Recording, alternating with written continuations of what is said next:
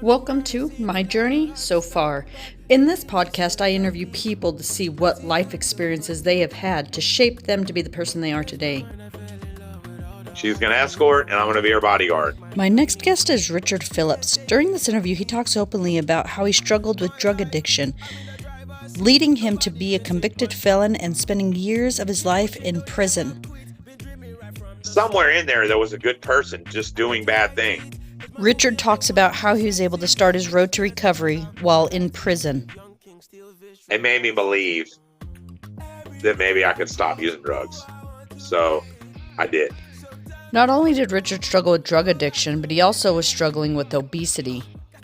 Richard now has transformed himself into a new person, now competing in bodybuilding competitions at a national level. Listen into this interview to see how Richard has been able to make so many drastic changes in his journey so far. Hey, my name is Rich Phillips, and I'm 45 years old. I'm from the coast in Alabama, Gulf Shores area, which is, right next to Florida. So on the coast. Been here since I was 2 years old. Moved from Denver. I was born in Denver, moved here when I was 2. I've left several times, but this has been my home the vast majority of my life.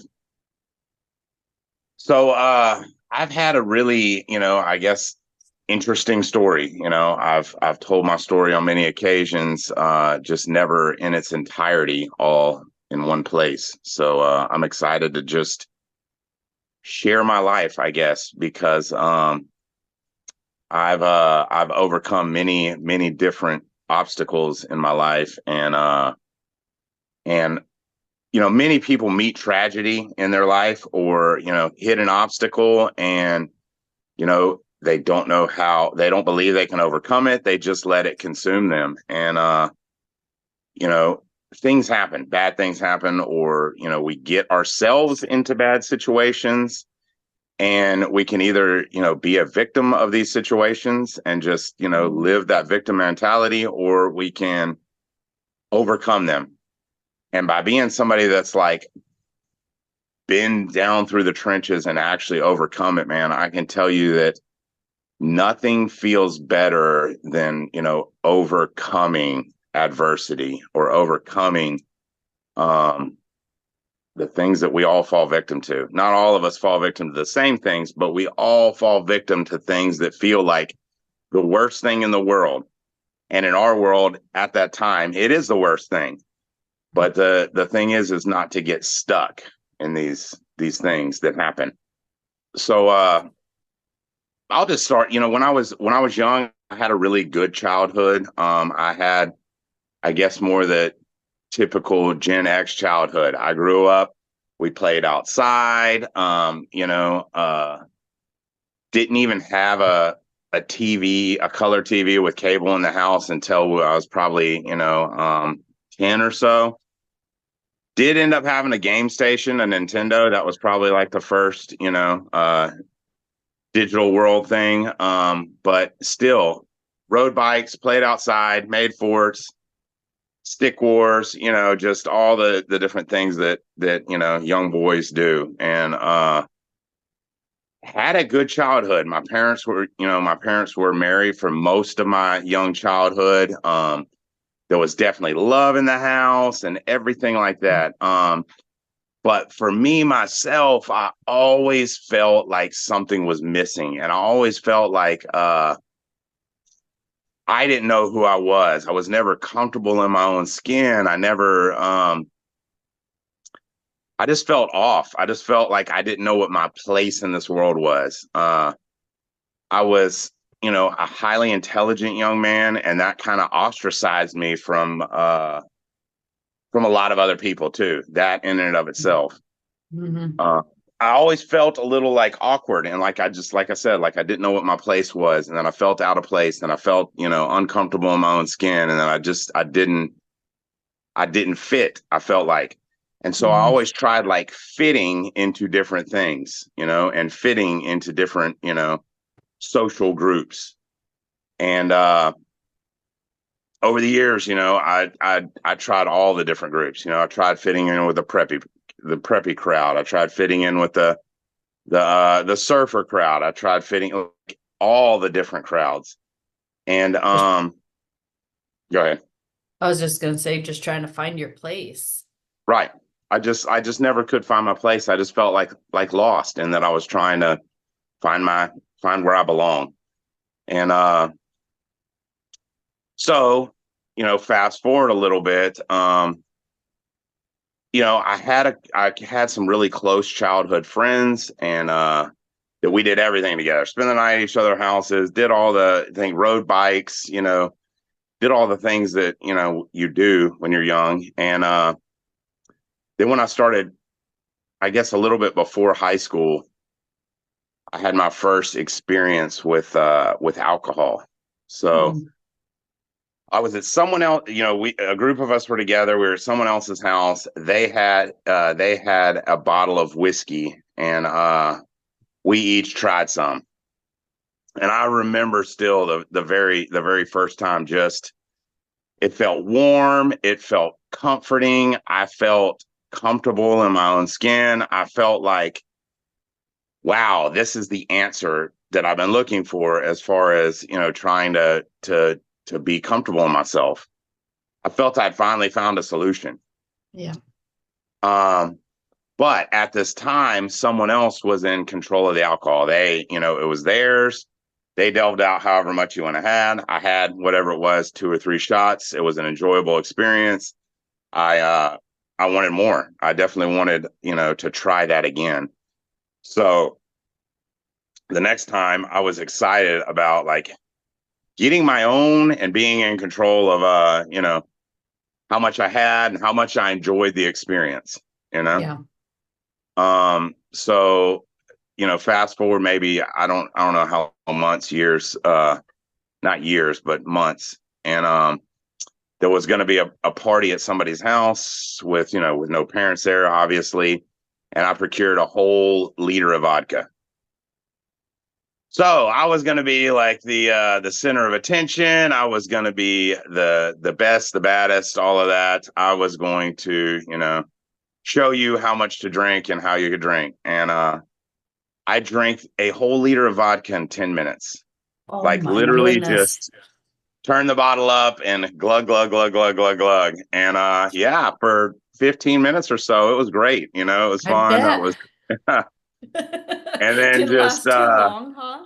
the body saved myself from myself. I got sick and I started throwing up and ended up spending the whole rest of the party like in a back bathroom, away from everything, just throwing up and passing out. And literally I was using the bottom of the toilet for a pillow, and just waking up, throwing up, all that. And then finally one of my friends wanted to clean me up, and so they drugged me, put me in the bathroom, put me in the shower, basically with all my clothes on, and showered me off, cleaned me off. And yeah, that was my first experience with alcohol, with me being in control. Obviously not in control, but that was with me driving. So I decided I didn't like alcohol because like I don't like throwing up at all. Definitely not a good time. So I kind of, you would think I learned my lesson for life, but it was like, no, I just learned that I didn't really like alcohol, and that that wasn't cool. So I kind of stayed back from drugs in all kind of ways for a bit. Then I changed crowds. I changed crowds over and over and over again, and I changed crowds again, and this crowd was smoking weed. But something inside me was like, I'm gonna love this. Don't do it. So for a long time, I would hang out, and I would be right in between everybody, and I literally would pass the joint between one person to the next, and not partake, because I was just like, I know I'm gonna like it. I know I'm gonna love it. I know I'm gonna. It was like I intuitively knew without knowing. It was crazy. I still remember that process in my thoughts. So then, one day I was like, all right, tonight's going to be the night. And I even told my friends, I was like, yeah, tonight's the night. I'm in, when it's time, I'm in. So, it was exactly like I thought. I partook. it was what I thought was fantastic. I had found my new companion, you know. I felt good. It was, it wasn't the same as alcohol, obviously, but it was like, it was controllable. I didn't throw up. There was, you know what I mean? The worst thing that happened is you got hungry or you fell asleep, It Yeah. wasn't a completely loss of, all your inhibitions. Mhm. And therefore it was, from there, it was almost daily. What grade were you in? That was like 15, 16. Okay. Right in there. I don't remember if it was 15 or 16, but it was like Yeah. right on that edge. So, Okay. so I started by consuming it, and then, and I always worked when I was young. Like, so I always like, not like 40 hours a week, but, I always like had a job, mowing grass or pulling weeds or, doing things to like earn money. When I was 15, I worked at a Subway, and then I ended up working at a pizza place. So I always like had some sort of income as Mhm. as a kid. My whole life, I've never had a problem like staying working. But drugs are expensive, and you got other stuff you want. So I found that by buying an ounce, selling a couple quarters, I would have mine for free. So I found a way for the drugs to be basically free. Just sell a little bit, and yours is free. So I started upon that road where I would basically just get my own supply by, selling enough to do that. Mhm. And so like I had all I wanted, and I just continued on that path for quite a while. And I was always really good in school.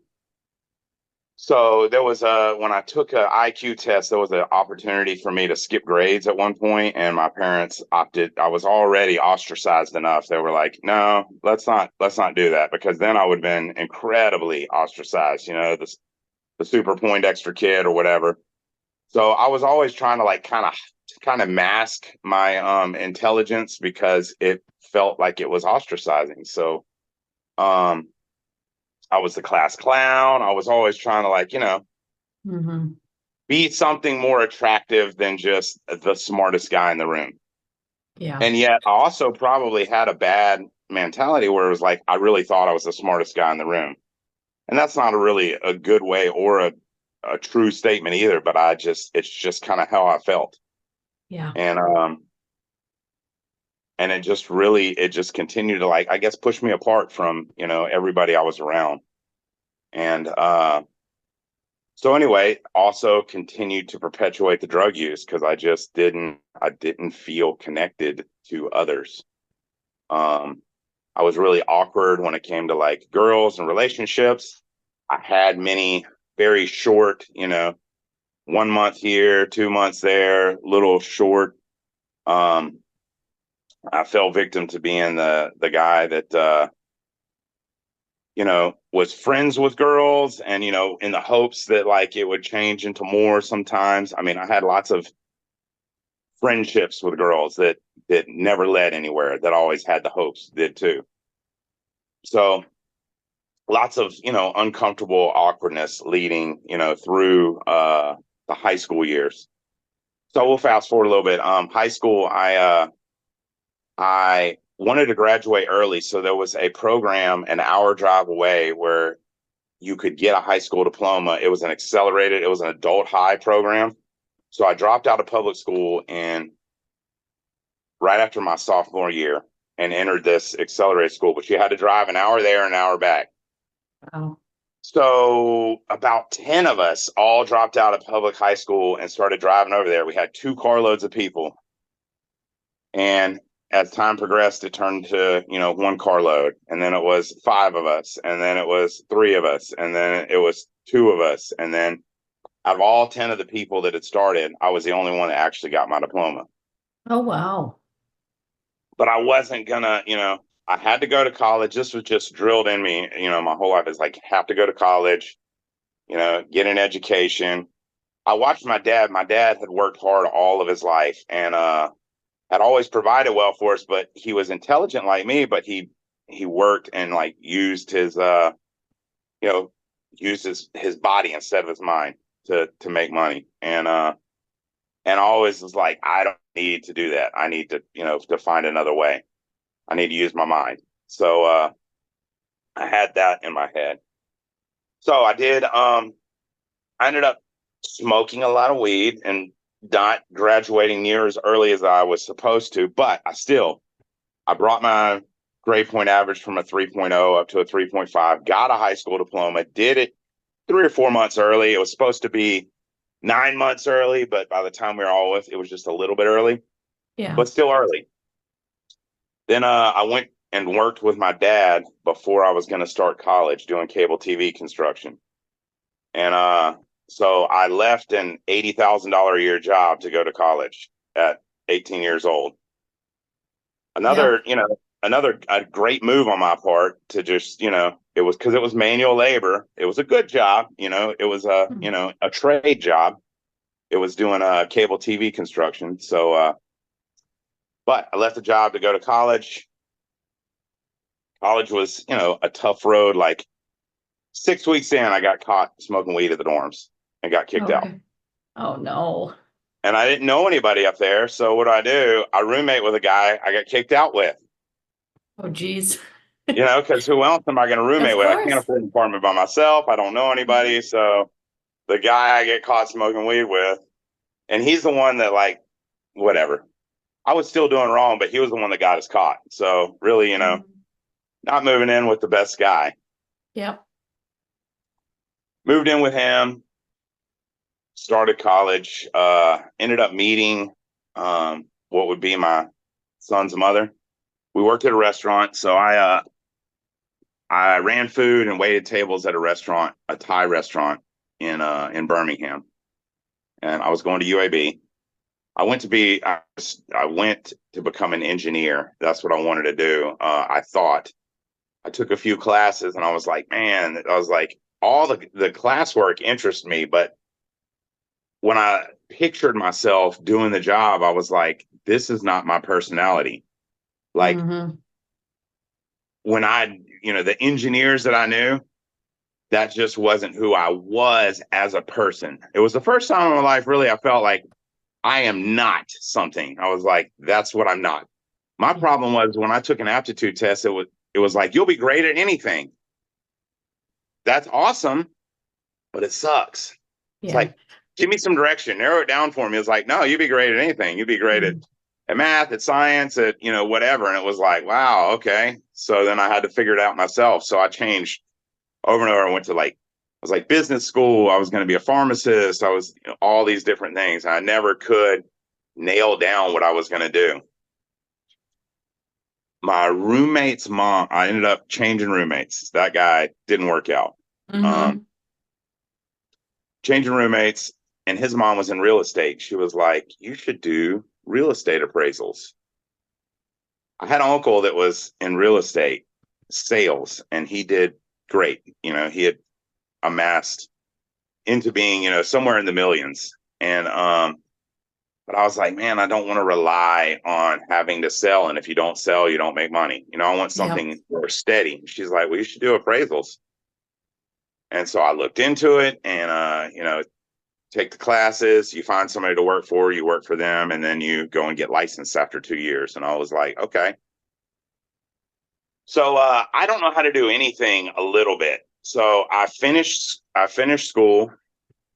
Like I finished a semester. I finished all my core. I finished my second year in college. And as soon as I was done with those classes, I was signed up to take real estate appraisal classes the very next Monday. So I do finals on Friday. Boom, Monday I'm enrolled in real estate appraisal school. Yeah. My dad believes it's just a fly-by-night thing and that I'm throwing my life away and I shouldn't be dropping out of college. And he's like, I'm cutting you off from everything. He's like, if you're going to do it, you're going to do it, whatever, But I did it. I took the school. I went to find somebody to work for. This is the hardest hurdle when it comes to real estate appraisal is anybody, in order to get somebody to train you, they're basically training future competition. Oh, true.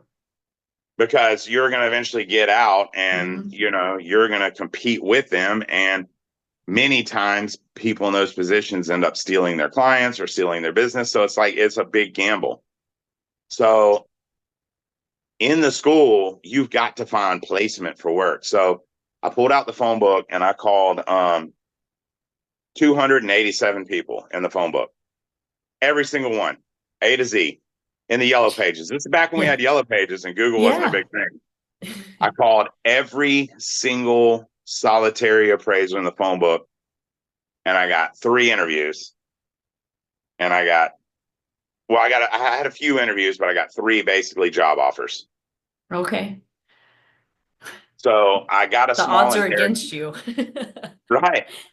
Well, Yeah, but I'm tenacious, you know? I of mean, who's course. going to call 287 people, like literally every single one? Because believe you me, it was the P's before I got my first interview. Mhm. All or So you're nothing. talking about 135 no's on the phone or whatever before you get your first, I'll talk to you, you know? That's Yeah, very disheartening, but I was like, I'm going to do this. yeah. I won't accept failure myself. And this is going to be a driving factor that in my life that it's like, when I truly decide I'm going to do something, I will not accept failure. You You just know, believe in yourself and you will do whatever it takes to get it What- done. whatever it takes, Yeah. whatever it takes. So I went on, I got the job. I got myself a computer, a camera, a printer, the things that were required of me. I found somebody to work for. Um, I was always successful in that realm. I ended up going on to become the youngest certified appraiser in the state's history at 20. I think I was 23 years old. I was certified residential appraiser. Good for you. Everybody else in real estate appraisal, especially in Birmingham, they were 40 to 70 years old. I was always the youngest person. When we went to meetings, when we went to continuing education, the next youngest person was always 20 years older than me. Mhm. I mean, I was way, way, way younger than everybody Yeah. and all my other colleagues. Fresh energy coming Yeah. in and you're probably like all in. So you're probably like competition to them. Yeah. But they, that part didn't feel ostracizing. It felt invigorating because it was like, I'm that young rising star, I felt like. And I needed to to build up some of my own business. And that's really hard in that field. So I called every single mortgage person, broker, banker, everybody I could. And I was like, hey, I'll do the first appraisal for free. I called hundreds and hundreds of people. I just sat there for weeks. Like I would do the little bit of overflow work that the company had, but then I would spend all the rest of my time cold calling, cold calling, cold calling, cold calling. Mhm. I managed to pick up about 3 clients. And I didn't even do an appraisal for free. It was just the act of offering to do that was like, okay, this guy's hungry. This guy wants to do something. Let me give him a shot. Mhm. So it was successful. Like I said, I went on to become the youngest real estate appraiser. I was successful in that realm. And yet for me to like be engaged, I had to be like living 2 different lives at once. So at the same time, I'm living this literal professional life during the day and I'm selling weed at night. And I did this for, I don't know, over a decade where, I had a professional career and yet had a street career in the Mhm. evenings. And at that time, marijuana was really frowned upon. Yes. Oh, absolutely. Mhm. It wasn't frowned upon as bad as the other drugs because it was Of course. still, the softer drug. Mhm. It was mostly until you got into like really high amounts, it was still a misdemeanor and all of that, where, like cocaine, ecstasy, anything else was a felony, like just automatic, the smallest amount, where, this was still, if you weren't getting caught with 4 or 5 pounds, it was like, oh, misdemeanor, misdemeanor, misdemeanor. So it was Yeah. still lesser. And that's where I looked at it too, was like, I was like, well, this wouldn't ruin my life if something happened. That's how I had it in my mind. Anyway, we did all this. We'll say all this, so we'll kind of pull back. That all stopped when I only did it as a necessity to make sure that I had an income to feed my family. As soon as I got certified, I went from a very low percentage and having a little bit of work to everything was 50-50. Instead of like 30% of the work that I did, I went straight to like 50%. If I billed $100,000, I made 50. Well, I was billing about $200,000 a year. So I suddenly went from making $40,000 a year to 120 Oh, big at jump. 23 years old. Yeah. And this is back back then. right. Yeah, This is back in 2006 or so. So it's like, I'm rich. I'm rich. For me, like I was a kid that grew up, bologna and, ramen noodles and like not having, the answer to a lot of my wants, like as far as clothes and everything else, was like, we don't have the money. We don't have the money. We shopped at the, whatever it was, the shoe station or whatever. We didn't get I didn't have the name brand. I didn't have polo shirts.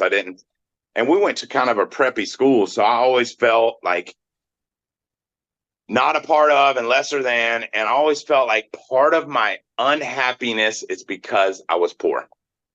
I thought money was the answer. And that's why I chased it with such reckless abandon. It was like money equals happiness. Yeah. And I got the money, and guess what? No, that's not the case. Yeah. Money does not bring happiness.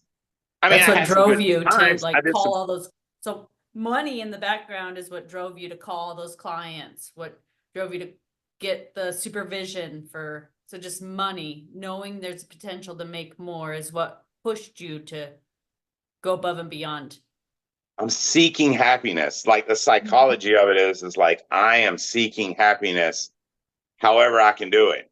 And by conquering both the streets and professional, I felt like I was doing something amazing, something that isn't done very often. True enough. It's still a true statement, but it wasn't fulfilling. All of my friends, everybody, I was always that shining star that everybody looked up to. Anybody that knew me was like, I wish I could be like Rich. I love it. And I'm not being big headed here. I'm just saying, I was always admired by the people. Like as I got older, teens and in the early 20s, I did develop some true friendships, and a lot of those friends, everybody admired me and wanted to, they were like, wow, because, look, I was 20 some years old, literally had came from nothing. I bought my first house. I had, at the time it was $150,000 house. It was 1,800 square feet up top, 1,800 square foot basement, had a huge man cave before there was a man cave, 1,000 square foot man cave downstairs with like a pool table. And, I mean, I was doing it. I had paid for vehicles and I was living the life, the American dream. I had come from nothing and built something. And I still hated myself. When I looked in the mirror, I still felt uncomfortable in my skin. I still felt worthless. I still felt like a piece of shit. I still felt like a failure. I was just like, the money didn't do it. The actual success, because I was successful outside of the money. I was successful as a person. I had set goals. I had accomplished them. I built relationships with important people and, and all the things that would satisfy so many people. I still felt empty. I did, I just still felt lost. Yeah. So I wanted to discuss some of the psychology of my relationships also. So I'd met my first wife, my son's mother.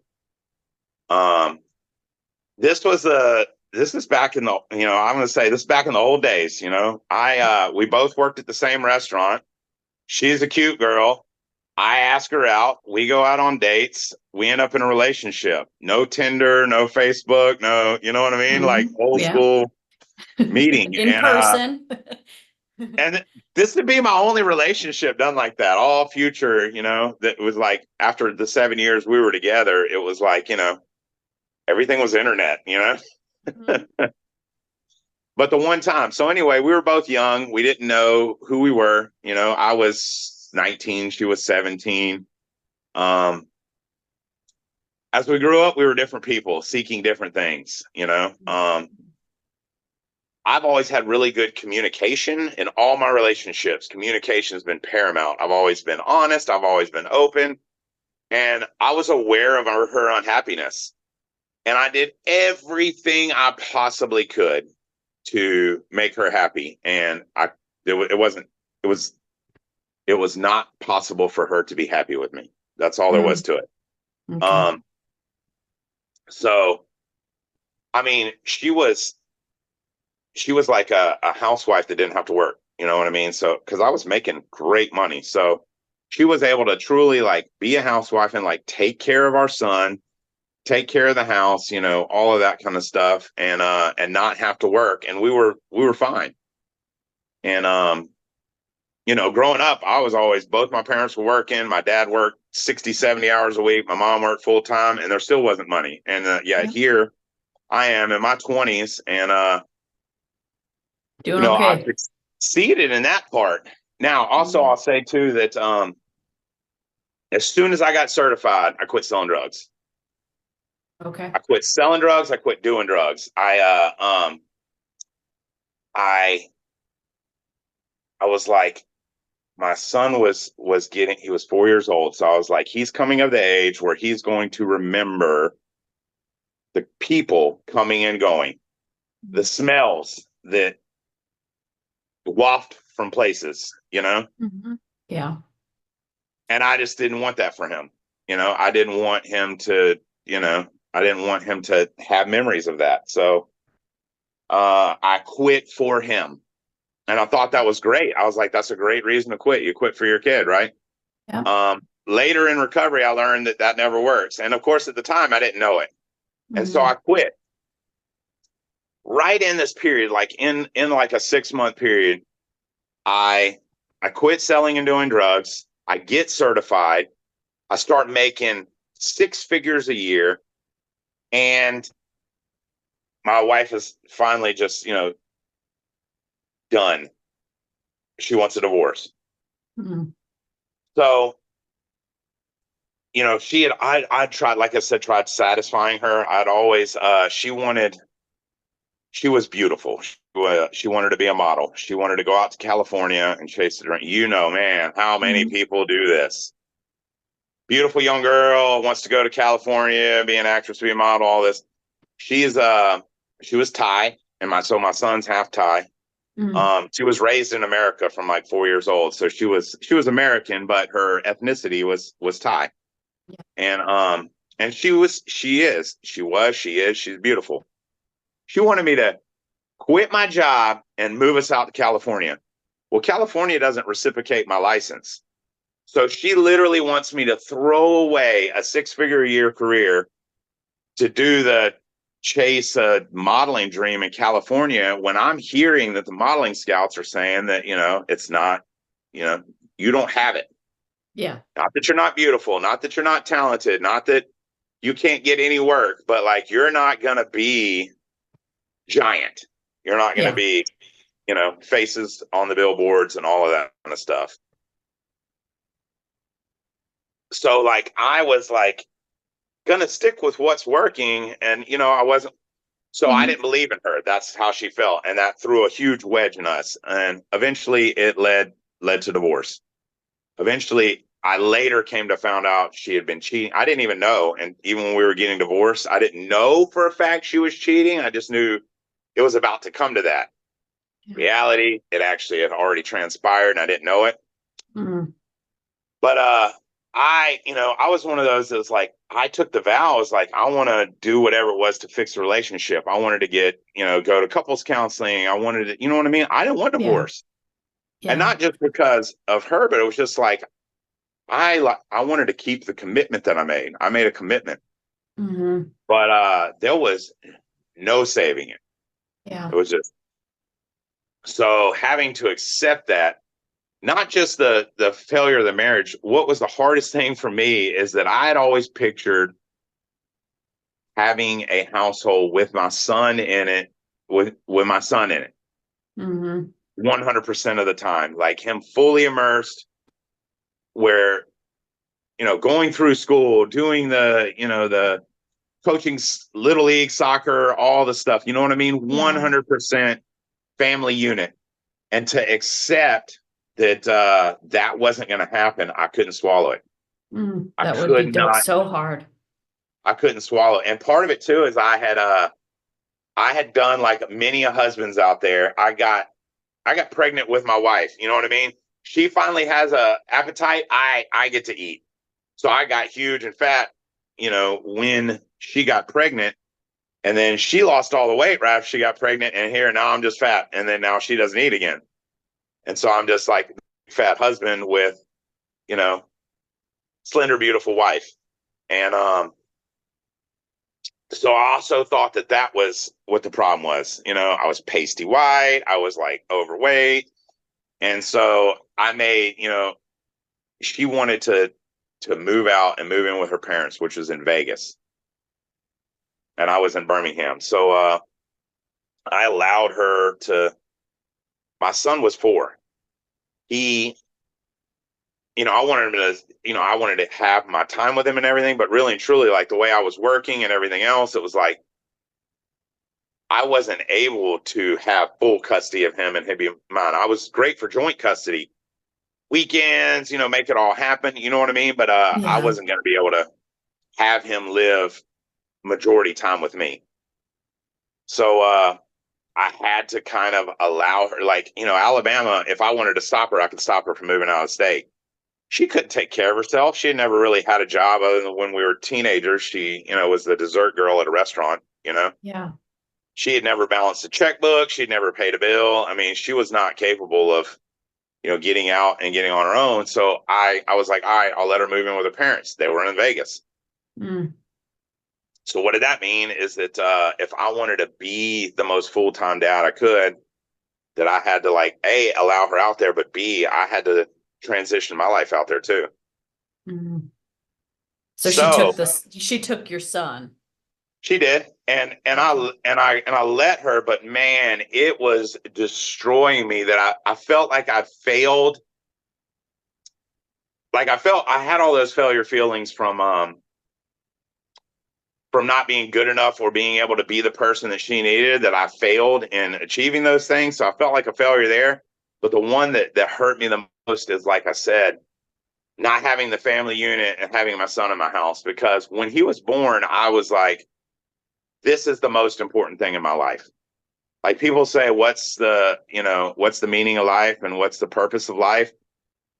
If you have kids, that is your purpose in the world, is to send that child off into the world, at least with the knowledge of how to be a happy and productive. You know what I mean? Like that's our job as a parent. Once you become a parent, that's it. Yeah. You work, you can make the money, you can, be all the other social and all of that. But the most important thing is like sending that child off. It brought about the biggest sense of failure I'd ever experienced. Like I was drowning, absolutely drowning. And remember, I had quit using drugs. So now I didn't know it at the time, but I've later come to find out, looking back, I'm an addict. And so that addict mentality had to transfer from using drugs to something else. So I wanted to get in shape. Because, that was part of where my failure was at, is that I didn't look good enough. This is me searching for answers and looking for solutions. So I was like, all right, I'm going to lose the weight. So I didn't know about health or macros or anything, but I knew how to lose weight. You cut the calories and you run. Yeah. So I did. So I started by, I don't know, I was probably 280 or 290 or something like that. And I couldn't run but maybe 2 minutes, but I would run 2 minutes and then walk 2 and then run 2 and then walk 2. And each day I would make sure that that first run was a little bit longer and that my overall amount of time running would increase. And then I started doing crunches in the morning. So crunches in the morning, then running. And then I eventually started running in the evening and doing more crunches. And this like compounding grew. It was like progressive overload, except for cardio and losing weight. So the calorie count just kept coming down. So then I reached a point where finally I consumed every day between 900 and 1200 calories, never more. All I did was eat Healthy Choice, Lean Cuisine, and Slim Fast shakes, because they didn't have a whole bunch of protein shakes back then. Slim Fast was just a simple shake. They're like 240 calories. You could drink one. It was easy to it was a meal replacement, the meal replacement back then. Yeah. How long after she moved out to when you started working out and running? Immediately, within a week. Okay. Because it was like, first of all, I thought maybe I could snag her back. Mm-hmm. Because I did make one trip out to Vegas where I was like, give me a chance. And I went and got a spray tan, and I lost, 8 or 9 pounds or whatever. But it was like, I had no idea. She had basically started another relationship with someone else. Okay. She had so wiped her hands with me so long ago that it was like, there was literally not a thing in this world that could have been done to get her back. Yeah. She had just completely moved on. Yeah. But I didn't know that. I was like after it. So the strength train, all that stuff started going from like, this is great, losing the weight and everything, to completely like never having a cap on the progressive overload part of the fitness. Once I got to where I could run a mile, I was like, all right, run a mile in the morning, and then do the crunches had kept growing too, so I went from doing, 40 or 50 in the morning to, a few hundred crunches in the morning with the mile, then doing the same thing in the evening. Then I started going, okay, well, I need to strength train with this too. So I went in, I got gym membership, and I started strength training in the evening. So running in the morning with crunches, running in the evening with crunches, and strength training. Still not stopping this growth pattern. Mm-hmm. Got to the point where I was running, 2 miles in the morning, 4 miles in the evening. My minimum crunches had grown to like 1,500 a day, plus an hour of strength training had turned into 2 hours. So it got to the point where I was getting up at 4 o'clock in the morning. I would take off running, and I would be gone for, over an hour. Come back, do all these crunches, then go to work, come back. As soon as on my way home from work, I'd stop at the gym, run, crunches, work out, come home, do more crunches, and sometimes take a jog before bed. So your brain is just like, more is better. More. If one is good, 10,000 is better. And if 10,000 is good, you should be doing 20. And if you can do 20, you can do 20,002. And if you can do 20,002, you can do a little bit more. And it just didn't stop. So my parents, I had this, it wasn't a moment of clarity for me, but I look back on it and I'll never forget it. They were like, son, you look great and you're healthy. And they're like, don't you think it's a bit much? They're like, you leave at 4 o'clock in the morning and you're running for like hours and you're gone. And then you come back, and then, and they kind of like told me what I was doing, and I shook my head, and I just thought about how badass I was, Yeah. Yeah. You're going to see what I look like, you wish you were me type thing. And yes, look what I exactly. can do. Look what I can do. And everybody was, like astounded by me, like, wow, look what he did. Okay. So this was not seeking health and fitness. This was hating what I saw in the mirror and trying to make it better. And like a true psychological, like I had stopped using drugs and now I was using fitness, except that it wasn't healthy fitness. It was just, you know, almost like bulimia or you know, or anorexia or something, but it this workout, you know, but with working out.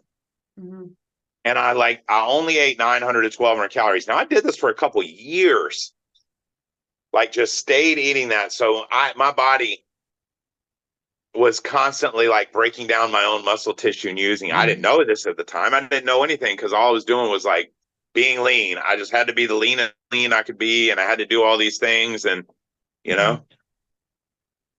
So you were 280 about when she left? Yeah. What amount of weight did you lose and how fast?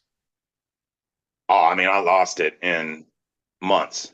I'm not sure. This was 2004, 5. So that was 20 years ago. But yes, it was astounding. Less than 6 months. I got all the way down to 184 pounds. In 6 months? I started, I probably lost down to, you know, under 200 in 6 months. Okay. Then at some point I started doing kickboxing and I wanted to hit a particular weight class, which was under 185. So 184. I pushed myself down to 184 so I could qualify for that weight class. I never actually boxed. It was kickboxing, Muay Thai. I never actually got into a sanctioned fights or anything because I made great money. I had a young child. If I could kick and punch hard, so can they. So I didn't really want to do it I didn't want to actually fight and end up stupid. Yeah. It can destroy the mind, the brain. Right. Yeah. So, but I did want to do everything that I had to do to qualify and, you know, fit that mold. I was fitting myself into a mold again, you know. I wanted to be the baddest kickboxer I was. And to everybody in the dojo, I was the guy. You know, no one out-trained me. I was the hardest trainer in the world. In every gym I went to, in the dojo, like I was looked upon as like the gold standard of you can't outdo this guy, period. I recorded one of the hardest, most powerful right crosses. They have those machines that would, you know, measure the striking force. Grandmaster Toddy had trained 187 world champions in all different, you know, like weight classes and divisions and bare knuckle and this and that, you know what I mean, all over the world. And they had never recorded a stronger right cross than I had because I got obsessed with doing this, doing the squeeze, the pec deck back then. Yeah. So I got to the point at 184 pounds that I could drop it all the way down to the bottom, 300 pounds, and do that one arm at a time. And like, because this was my obsession, I did it every single day, every single workout. I always did the squeeze because I wanted the chest. And I eventually got to the point one day where the handle got wet and my hand slipped and I popped my rib head out in the back. Oh, wow. So your ribs attach in the front, but in the back, they float behind your vertebrae. And I went, oh, geez, popped mine to the other side and had to have a chiropractor like pop it back in to the proper side of my vertebrae. And like, you know, you could imagine. Now, I never missed a day in the gym because I couldn't miss my upset. You know, I could not be defeated. I couldn't allow myself to be defeated. So I couldn't do any upper body. So for like 6 weeks, I went in there and rode the bike for 4 hours because that's all I could do. Because I couldn't even pump my arms. Yeah. I couldn't even like running like this. I couldn't do either. I tried it. It seems like whatever like you're seeking after, like it consumes your mind and you just have to go full force at that, whatever it is. It is. Whatever portion of life it is. So this portion, it's working out and kickboxing. Yes. And, you know, and meanwhile, I had moved out to Vegas. I'd done the 6-week FBI background check that you had to do to reciprocate your license, reciprocated the license, found a place to live, found a place to work. I had went and stayed with my parents for a little bit while I, you know, did some renovations to the home in Birmingham so that I could market it, sell it. I got it all sold, did an estate sale because she just took and shipped 10, 15 boxes and then loaded up a car with everything completely loaded every square inch of the car that I get, that she took in the divorce. And, and I borrowed $15,000 to, she's like, I want half. And I'm like, well, half is zero. Cause like we owed as much as we had. There was no equity in the house, like half of everything. And we didn't have anything in the bank account. So we were just, I was spending everything we were making. Okay. So there was nothing as far as like, other than physical things in the house. There was no 401k. There was no bank accounts with money. I borrowed $15,000, gave her a settlement check, and took the rest and did renovations, did a roof, did a kitchen remodel. I was a real estate appraiser, so I knew I needed to do to increase the value of the house enough to recoup that and pay back the loan. Yeah. So I did all that. Boom, repaid the loan. Did a estate sale and sold everything down to where I could fit everything into a 27-foot U-Haul. Went and put it all in storage. Came down and did a real estate appraisal job in Baldwin County, which is where I currently live, where I was from, Gulf Shores area, while I prepped to move out to Vegas. Moved out there, lived it. I mean, I truly lived what should have satisfied anybody, the American dream. I had a pool with lion heads that shot the water out and, had all this stuff on a remote where I could turn on the fountains, had little fountains that shot up water in the pool, had Malibu lights along all the palm trees, had a pool table in my dining room, granite countertops, marble floors. I went and bought myself a $40,000 sports car. I was living it. I looked great. I was, financially successful. I was young, 24, 25 years old. I mean, I was living the life. Yeah. And I hated myself. When I looked in the mirror, I just was not, I'm a failure. I'm a loser. I'm a piece of shit. I couldn't shake it. Always seeking more. Because that's the answer, is like, if I just had more, I'd be happy. So I did all this. Time for the next relationship, because like I had what I looked upon. I had a boring, very vanilla housewife, sort of and she was, in those regards, she was very boring, vanilla, not exciting. And the answer was, and I was living out in Vegas, so there was answers to, much more exciting women than I had previously. And, I could have, there was a little bit of truth to it. I could have pretty much anybody I wanted, because I was the quintessential, what everyone wanted. I was successful. I was a very small version of myself, 185 pounds. I was just that, I had that look and that size where women paid attention to me. Now I didn't think as highly of myself. I would say how awesome I was and everything, but I didn't really think as highly of myself. So really, I was like aiming so far down, because I didn't think as well of myself as I actually was. I mean, I saw all the things that I had. I was like, yes, I look great and I have all the success, but I felt like I'm way underneath everybody still. Yeah. So you shot low. Shot low. Found well, and also I felt like I wanted something that was kind of a challenge too. So this is the first experience with dating online, was like, using some dating sites. They were just starting up. We had like flip phones and stuff. So even the dating sites were like on a desktop, because, we just had flip phones. They weren't, the whole internet on the phone thing wasn't a thing. Yeah. Found this girl. She was actually an escort. And at first she was trying to like get me. And I was like, no. I was like, what do you want to do? I was like, I want to take you out as a person. I was like, I'm not going to be a client, you know? Yeah. Mm-hmm. So I talked her into like actually going out on a date, like on a personal level, like set that aside. That's not who I am. You're not going to get me there. That's, let's go on a date.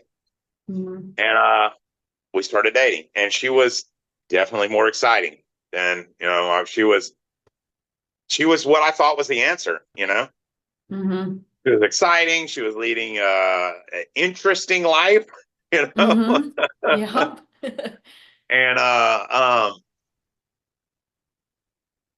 but her and I shared a love that it was the first time I truly fell in love with we fell in love with each other together. Like I was 100% connected. She was adopted. So for her, trust was like monumentally impossible. But if you ever achieved it, it was unbreakable, basically. Yeah. Like to this day, I'm sure she, trusts me implicitly if I were to, which I don't. But my point is like, I experienced my first true love of like, not only did I love her, but she loved me that way back. And that part of it was amazing. It was my first experience with it. And, the lifestyle she was living, she was using some particular drugs besides weed that were, much more, for helping you be 24/7 on point. Mm-hmm. And, I still wasn't doing those. I was doing my whole workout thing and all that. I had literally like not used drugs in I don't know how long, because it wasn't like I thought there was a clean date or anything, because I was not an addict. Mm-hmm. That's how Yeah. I was in my eyes, because I quit using drugs. I'm not an addict, Mm-hmm. I was using the working out. I was abusing working out the same way I had abused drugs. Yeah. I didn't know it at the time, but later upon reflection, I figured out that's what it was. Anyway, she would use this particular drug. She would become more, sex was better, all this, like everything was better. And I started thinking about, I was like, man, if I used it. So if you're making $100,000 a year, what would be better? More. 150, right? 180. I'm like, so I'm working 40, 50 hours a week. I'm like, but if I was up 24/7, I was like, I could make an extra 50%. I could go from 120 to 180. That was what my thought was. I could make more money. And, the sex would be better. It's like, if it's that much better for her, it'd be better for me too, right? I was like, you know what? I'm going to try this stuff. Mm-hmm. And she's like, oh, no. She's like, this will ruin your life. This ruins people's lives. This takes them down through there extremely fast. She's like, and,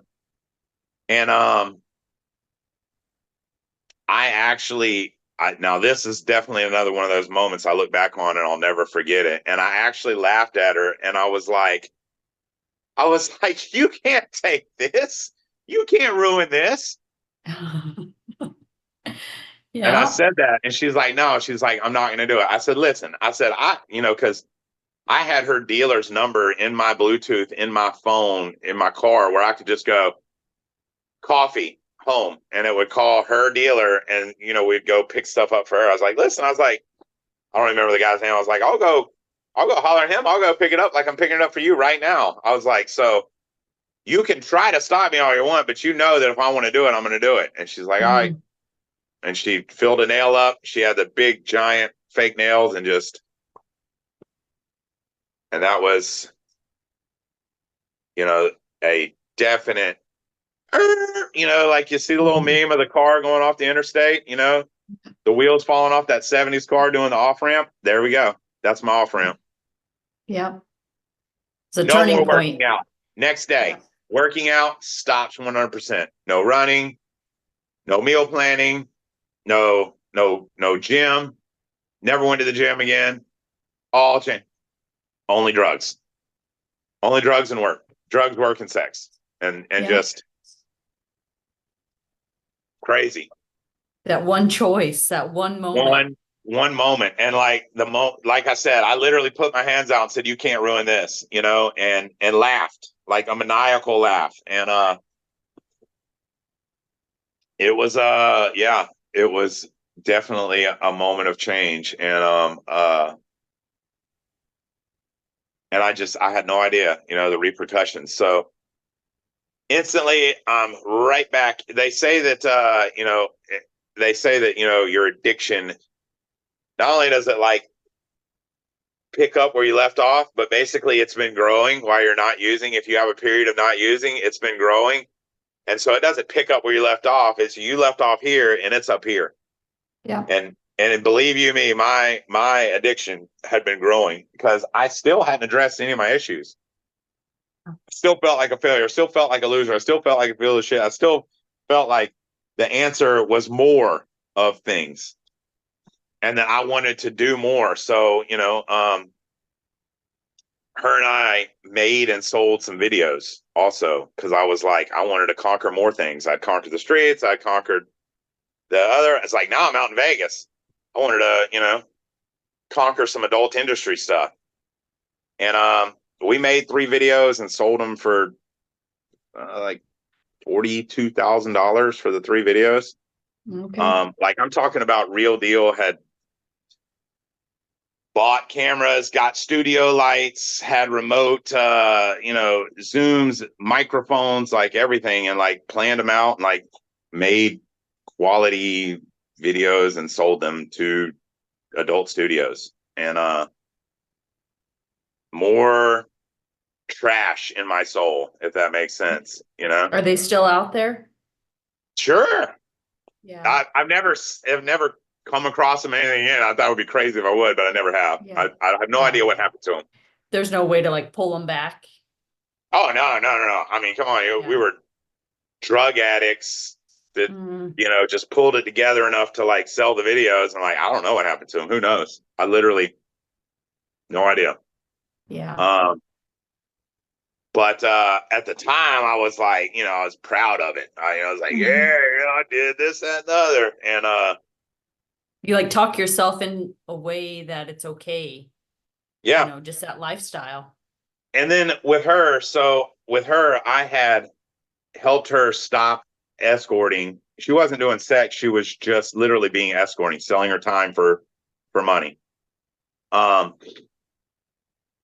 I had gotten her out of that and into this photography job where they would come into the casinos. You'd go into the club or a restaurant or whatever, and they would take all these pictures of you at couples and stuff like that. And then when you come out, they would have, you know, pictures available and you could buy packages and they would sell you the packages. So I got her into that and, you know, got her out of the streets and into legitimate.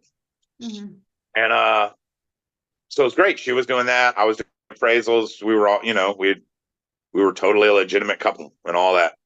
But meanwhile, my life is like crashing down. Okay, so on the appraisal side, great. Yes, I did. I became the number 1 producer in the office. There was like 8 appraisers in this office, and I was billing about $400,000 a year of appraisals. But I was also coming in at and they had, you know, alarm codes and everything. And the way this worked is we would go and we view the properties, we take all the pictures, and then we get a shell report, and then we would dictaphone, you know, page 2, paragraph 1. Take line 1, make it read this. And we would dictate it to the secretaries and they would retype and make all the changes, insert the photos. They would like, you know, do the work. We would just sit there with a dictaphone and, you know, dictate what to be done.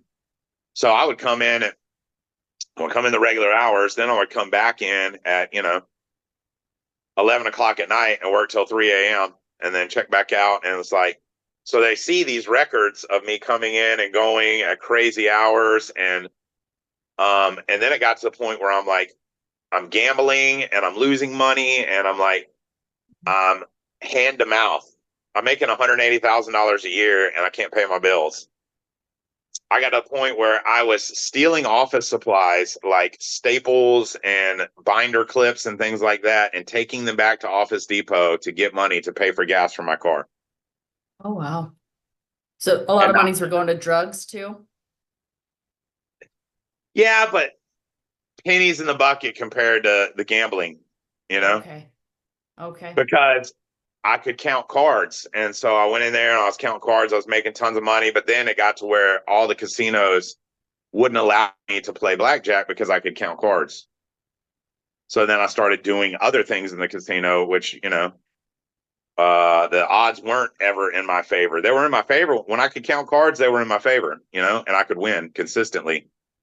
And I got used to doing that. And then it didn't take long at all before they would stop allowing you to play blackjack. Then you would start going into a new casino. As soon as you would sit down at a casino you'd never been in, they were like, you can do anything you want in here. You just can't play blackjack.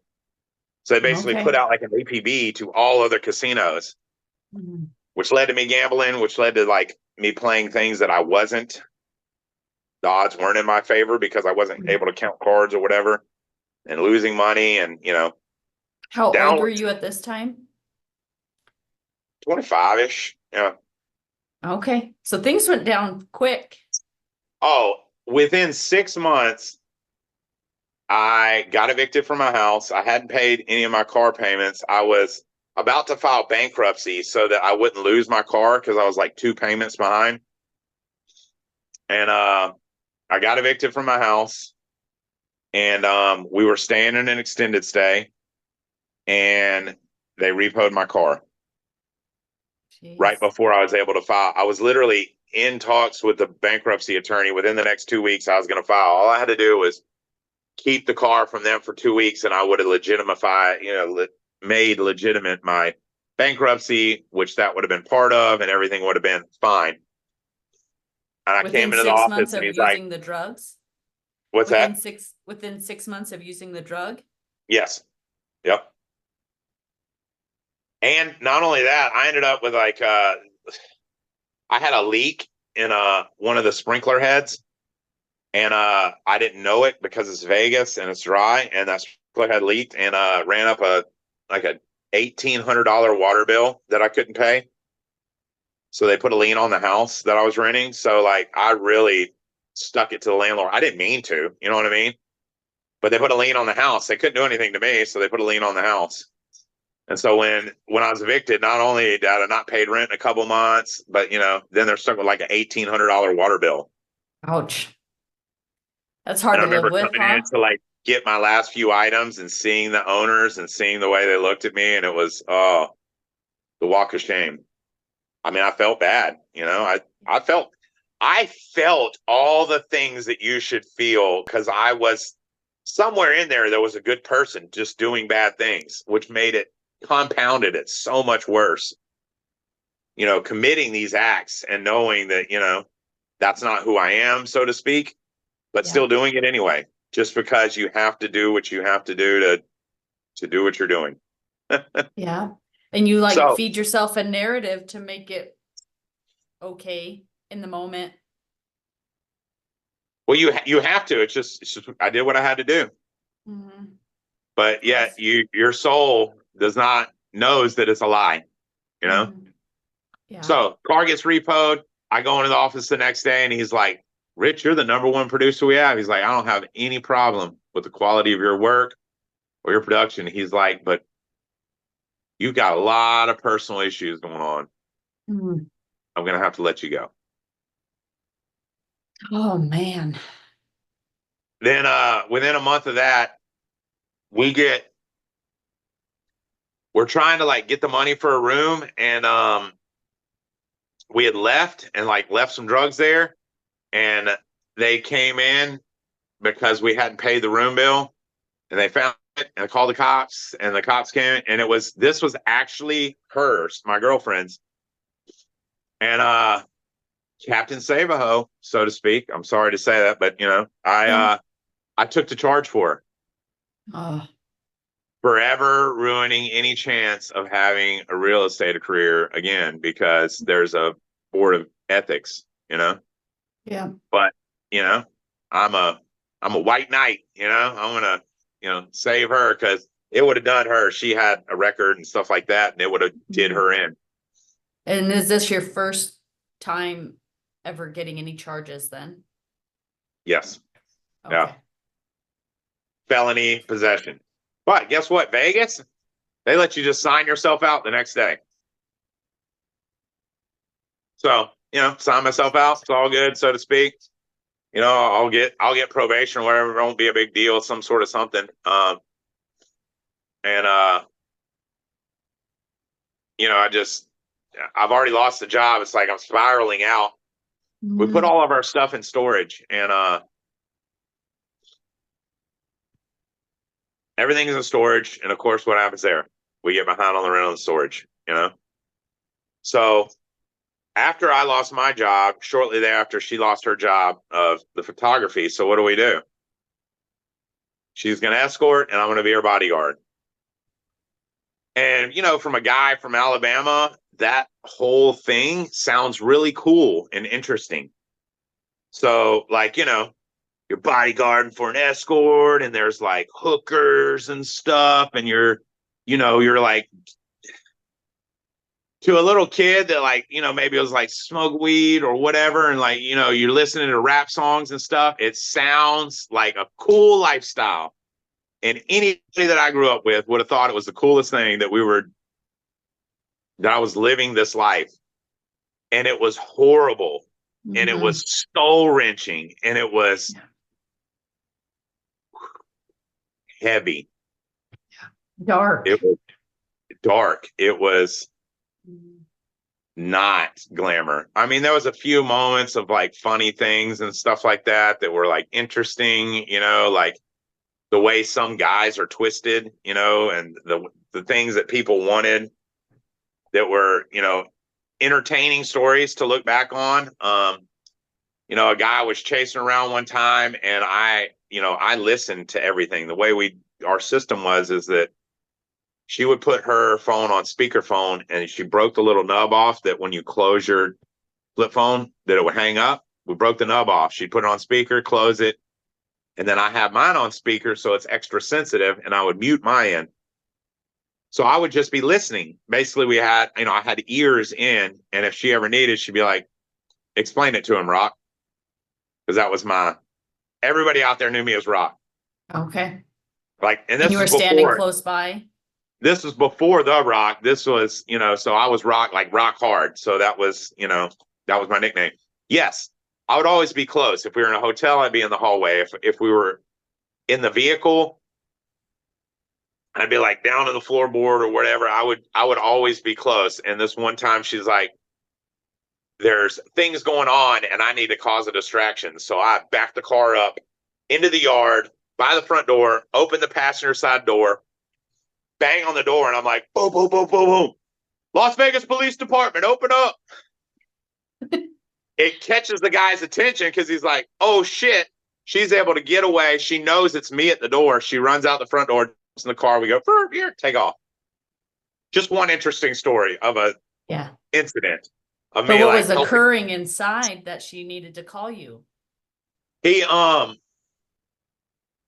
wanted sex and she doesn't do sex. And he was trying to like take the money back from her. And, you know, he was going to get what she does. So what did she do then? Because that's what I always thought an escort She would do naked mutual masturbation would be like the most she would do. Okay. And people would all be like, are you full service? And it's like, yes. And her answer to that was, you get the full range of services that I offer. Okay. Now, she's not going to explain that to him on the phone, but like, that's how she justified what she did is like, you know, because everybody just wants sex and she doesn't do sex. But 99% of the time, she would satisfy a client without ever touching them physically or them touching her physically. Okay. She was very good at what she did. She had done it for decades of successfully not having sex, being a true escort. And sometimes people wanted stuff that was nothing to do with sex. A transitioning person would want her to come over and like do makeup tutorials. Or they would, you know what I mean? Just there's all kinds of people out there that want things that are just you wouldn't even imagine. And I'm not even going to go over. I was just trying to share one little small story of excitement that was like interesting. So the depravity continued. We were having a lot of problems in Vegas because like people were a lot less accepting of the not having the sex part. So we were gonna, I'm gonna tell one more Vegas story. This is all right. So the storage unit got behind. They put the lock on it. They set a date for auction. We needed, I think it was like $360 to like get it back. We were trying to like keep a hotel room at 90% of the time. We had a car. I had signed for a car using my credit for her.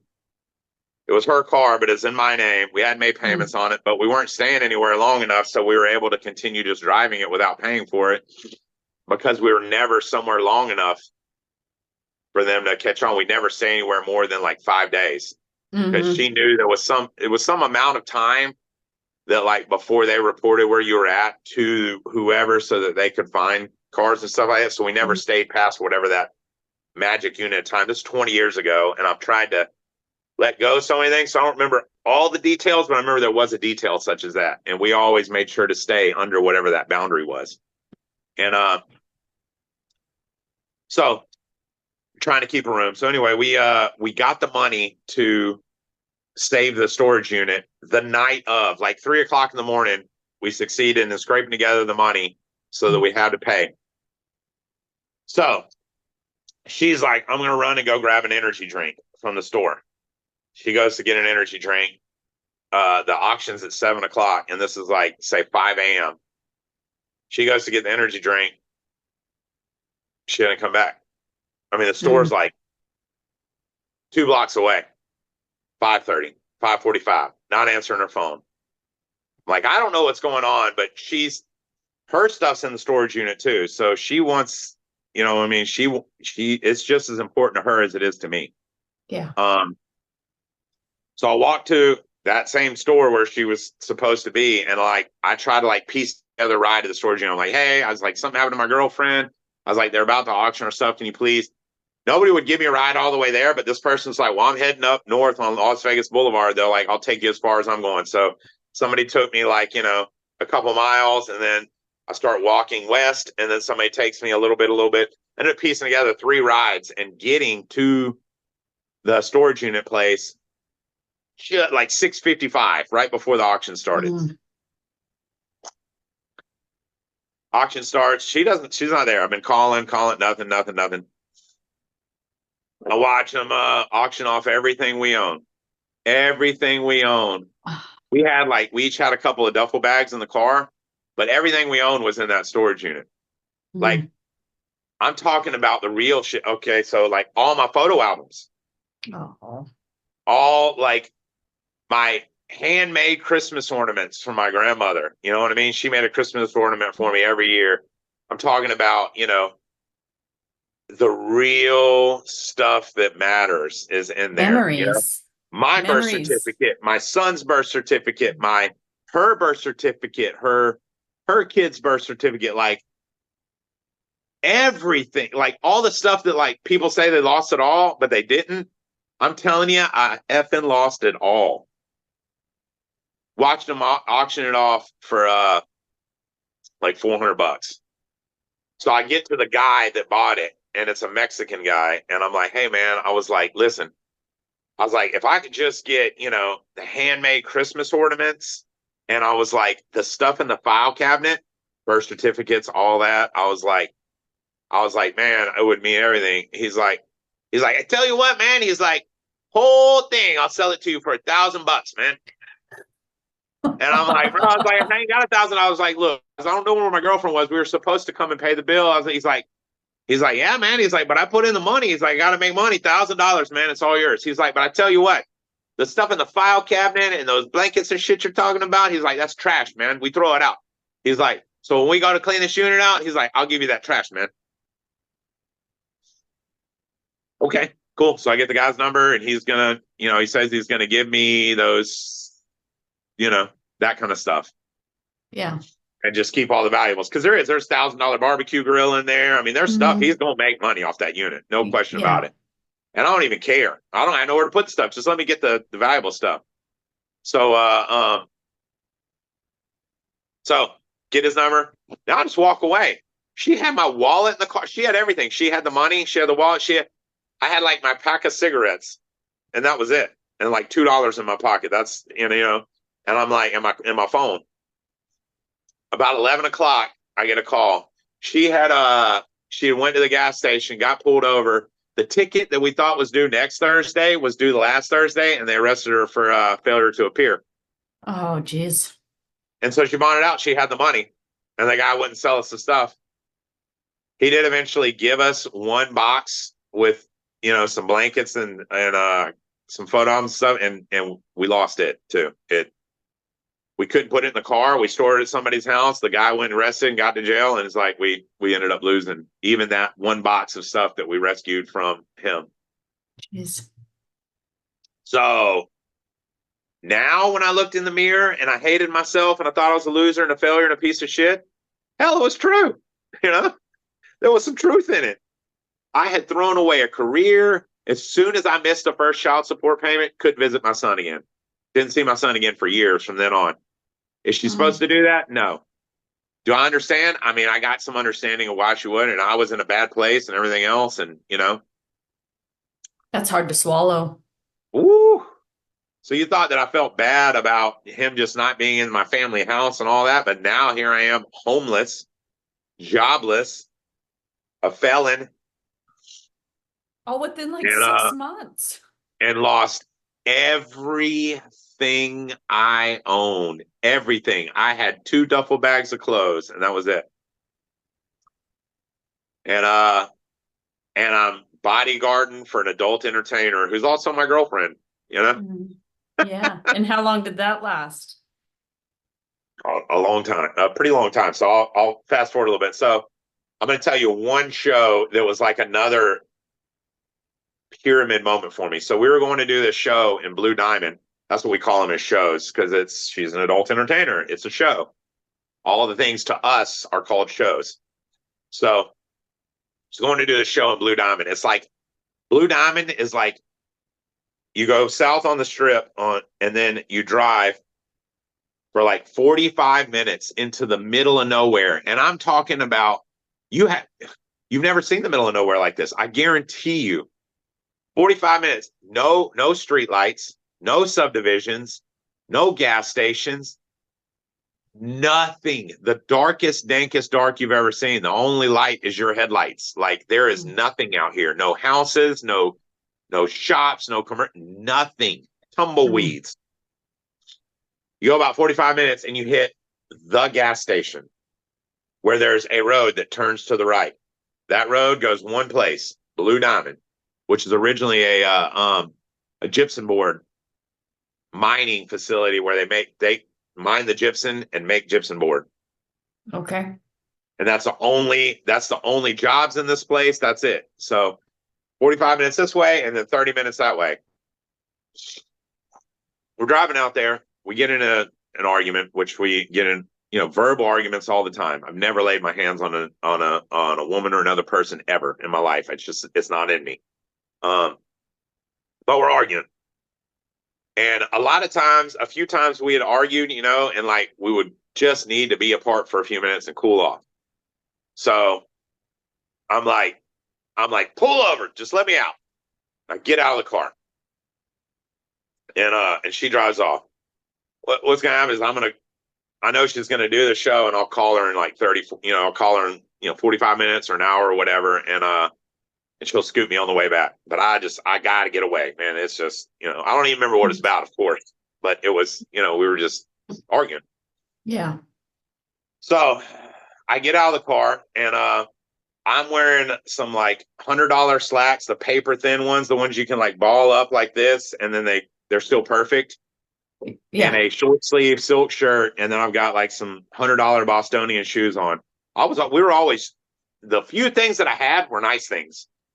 And we were always, even though we were doing the things we were doing, we were always dressed to the gilt. We never looked like what we were, like homeless, poor, trash, or whatever you want to say. Yeah. We still looked like functioning members of society that like had something going on, and we were driving a nice car and everything else. So we could always play the part above what we were at. Anyway, I get out of the car, and it's in Vegas in the middle of winter, it's actually freezing. So hyperthermia is a real thing. Like the wind blows like 30 miles an hour and just, you're not gusts, just straight blows. Mm-hmm. So as soon as I get out, goosebumps, I'm freezing. Woo! I was like, I'm not gonna last very long out here. And I pat my pockets, and my phone is in the seat in the car. Oh man. I'm done. I'm done. I'm just done. I'm done. I've lost the storage unit. I've lost contact with my son. And now the girl that I did it all for fucking hates me too. Mm-hmm. I'm done.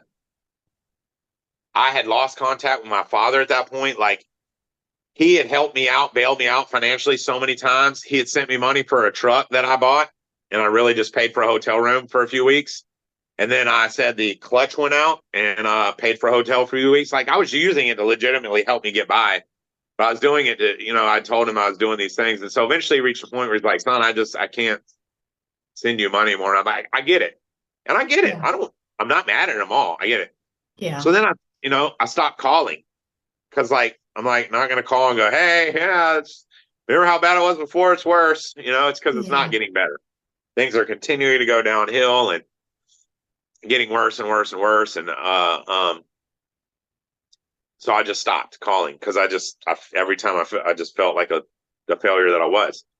So anyway, like, I've lost contact with dad, lost contact with my son. The girl now, she hates me or whatever because we're in a fight. And I'm like, I'm done. I give up.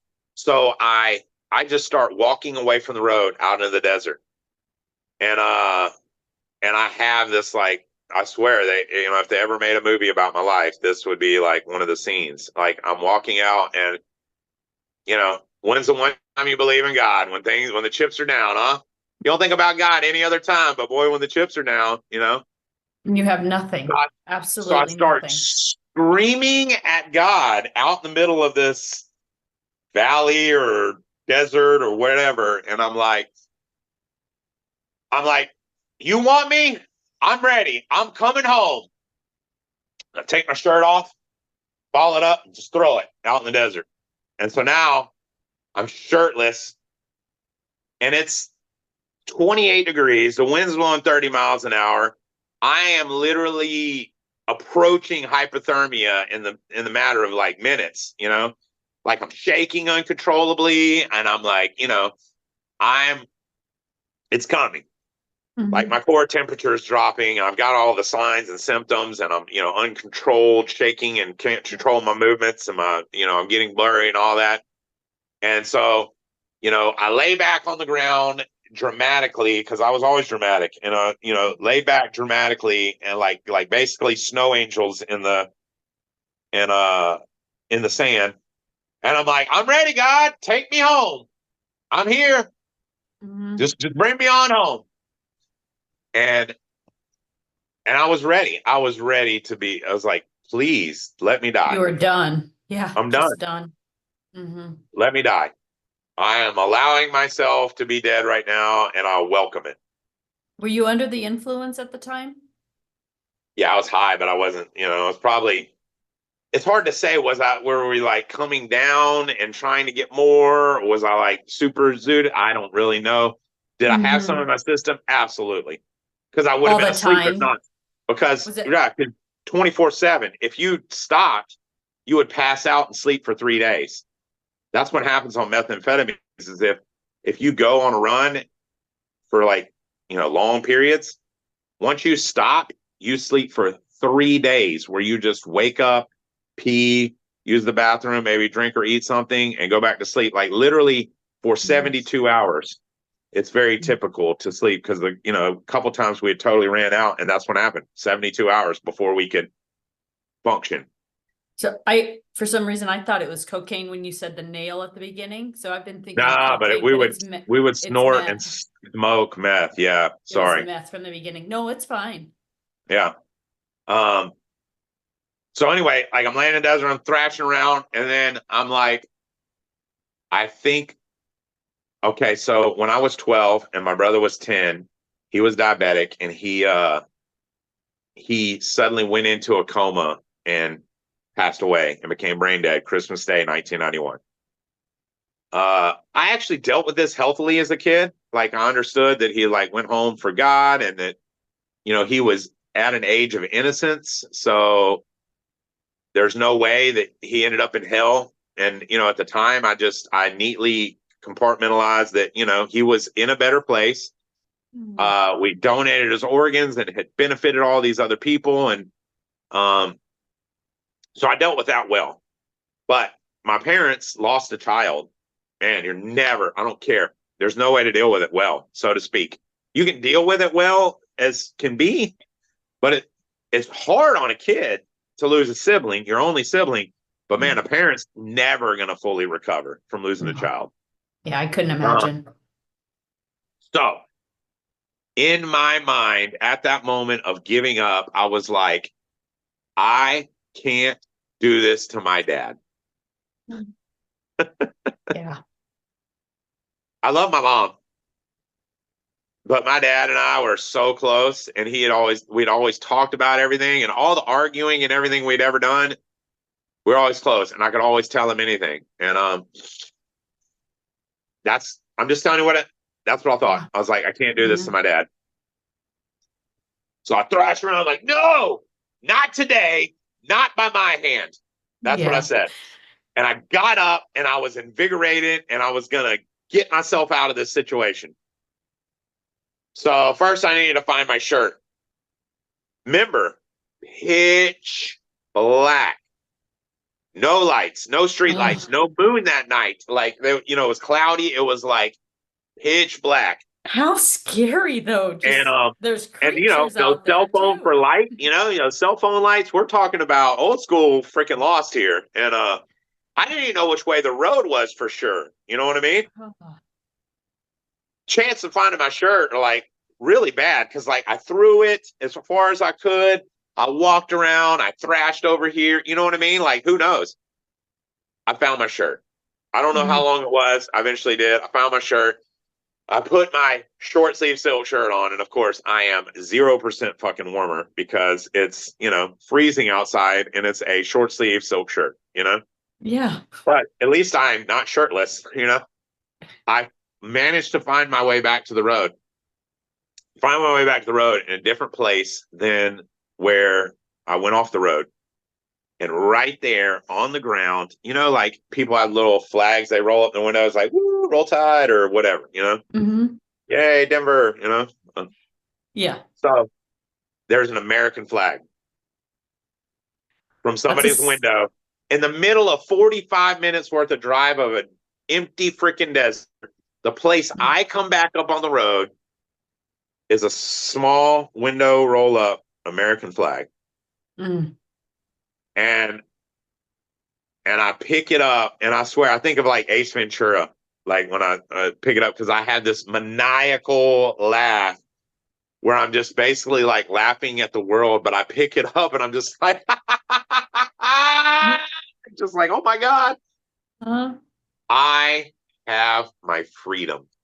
I haven't lost it all. Yeah. That's what this flag, that's what the world, that's what life is showing me, is putting that American flag there tells me that I have my freedom. Yeah. And that all is not lost. That no matter how far down I've come, it's not over.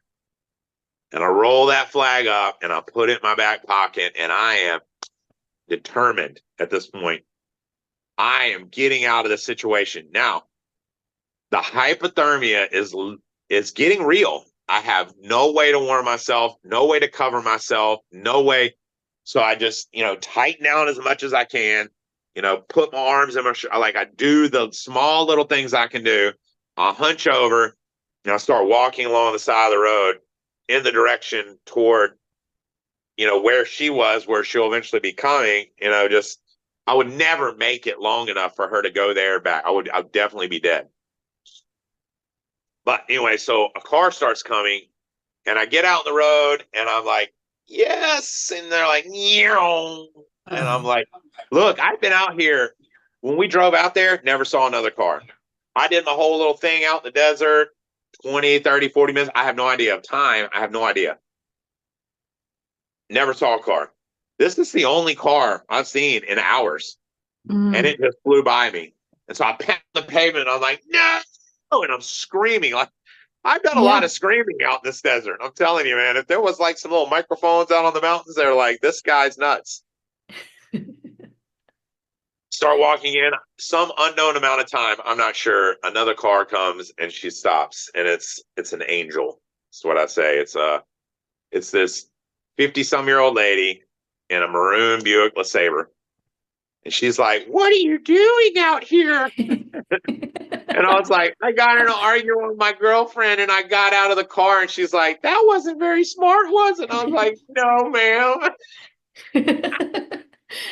Help me. And she let me get in the car and turned the heat up all the way and turned all the vents on me and like restored me.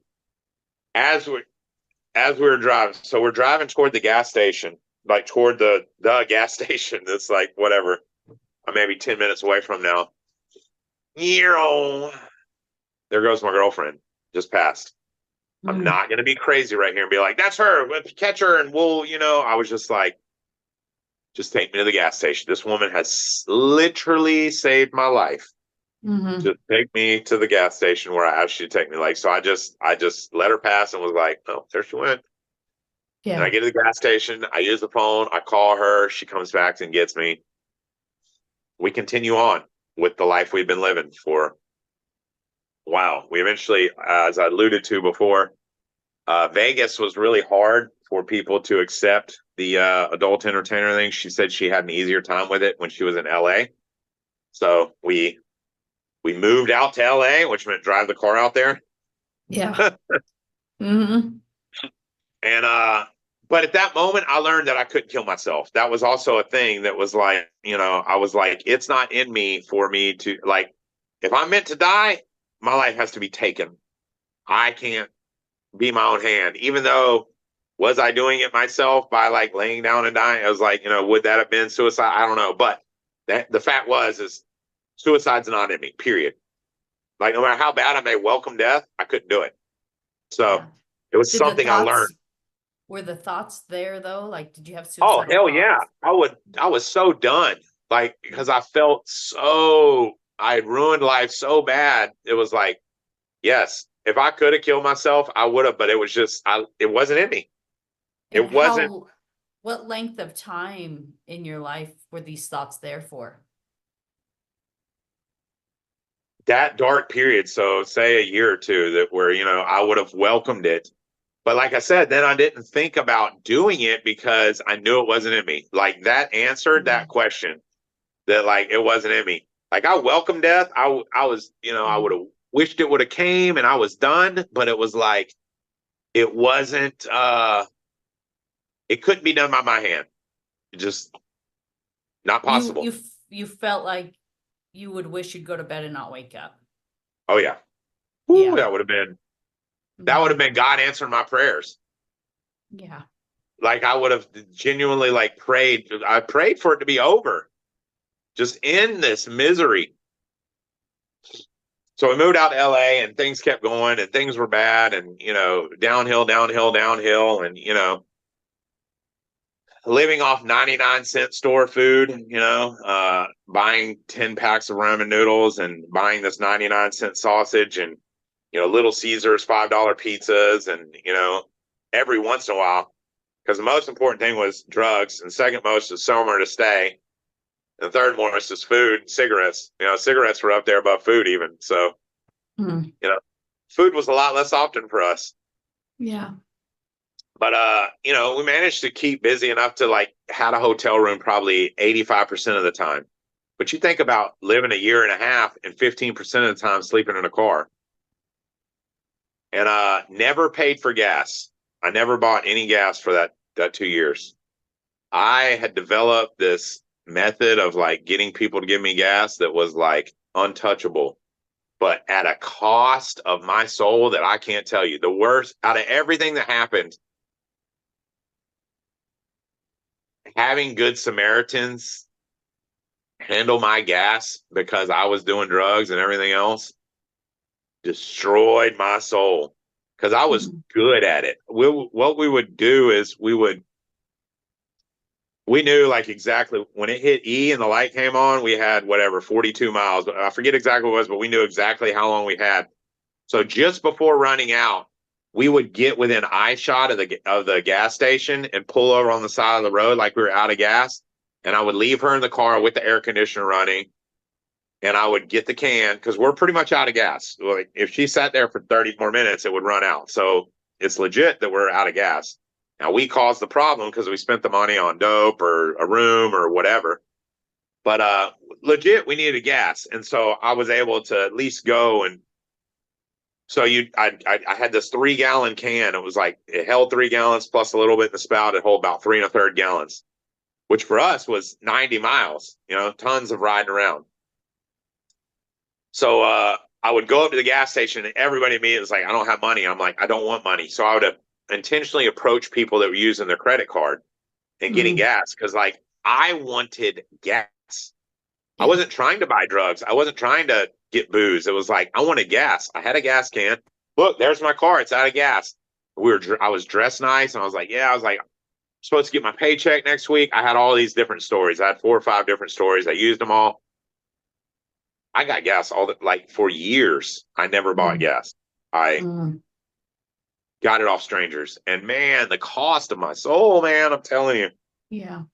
Later, and when I did step work and step programs, there was so much on that, of praying forgiveness, put it out in the world, please. Let it be known to these people, put it on their hearts that, that I want to be forgiven for, that. So I just kind of want to know more. You were living to survive. Yes. So straight up. How is that like mentally on you daily, just not knowing if you're going to eat or not knowing if you're going to have a room? Crazy. And then trying to keep the relationship with her too, because her without me, I think she'd have been better off than me without her. So I couldn't lose her either.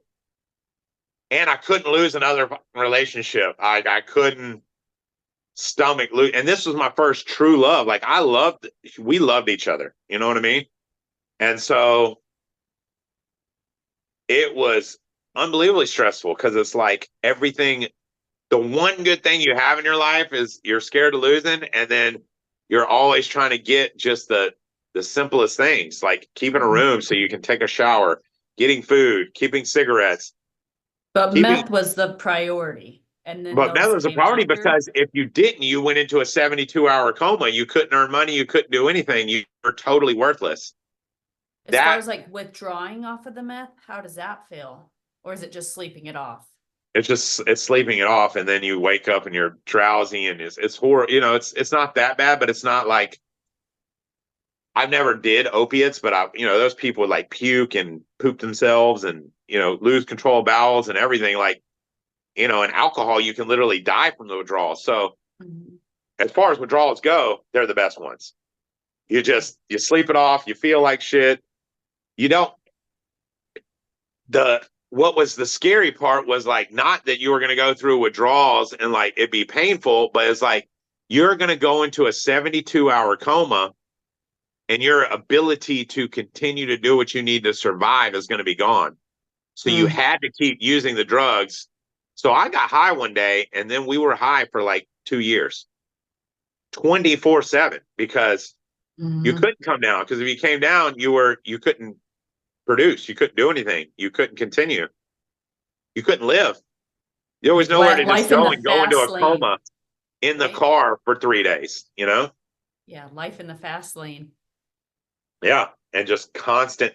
So we also found something that, like, you hear about people that stay up for long periods, they get paranoid, and we found that if you would make yourself go to sleep high every day, 15 minutes, it was called hitting the reset button. Her and I figured this out, that if you would hit the reset button every single day, you never got to that crazy, delirious point that like you see where people are like, they see demons in the woods and they see the cops everywhere and all that. We learned to like make ourselves lay down, close our eyes, even though your heart's beating fast and you're high as hell. We learned how to like make ourselves go into that REM sleep very fast, and within a 30-minute period, like go to sleep and wake back up and hit the reset button of like go unconscious into consciousness. We learned how to do that. We learned how to like make ourselves do that. And by doing that, we were the most functional addicts you ever met, because we could literally, we got high one day and didn't come down for 2 years. Like period, none, zero. We got a lot less high. You know what I mean? Like we got really close to coming all the way off, but never going into that 3-day, zombie period. And, but it was horrible. It was horrible. It was always fighting to get that, and then making sure we both had just enough. And then there was a level that were like, where you were almost about to pass out, but it's like you had to perform in order to get the money, in order to get more. So it was like, at times she would have to be on the higher performance level and I would have to fall off because she was still the breadwinner in that regard. Yeah. It was just what did your last horrible. days of using look like? Like what was the end of that? So let's fast forward to big changes.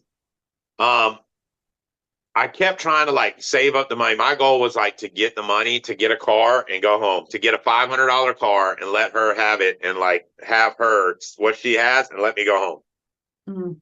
Because I wasn't going to call my dad. I wasn't going to call and ask for help again, because he wouldn't give it, and B, too ashamed. I just need a piece of crap beater car, just enough to get a beater car and to drive myself home from California to Alabama. Yeah. So finally, one day, like, it's my job to like book the shows. It's my job to pack the car. It's my job to book the rooms and all that. And, it's her job to like get ready and do all that and like do the actual shows. So one day, like, I'm booking a show and booking some rooms and stuff. And so she's packing the car when normally I pack the car. She's packing the car and I'm finishing up. Then I'm going to grab a shower because we're checking out of this room.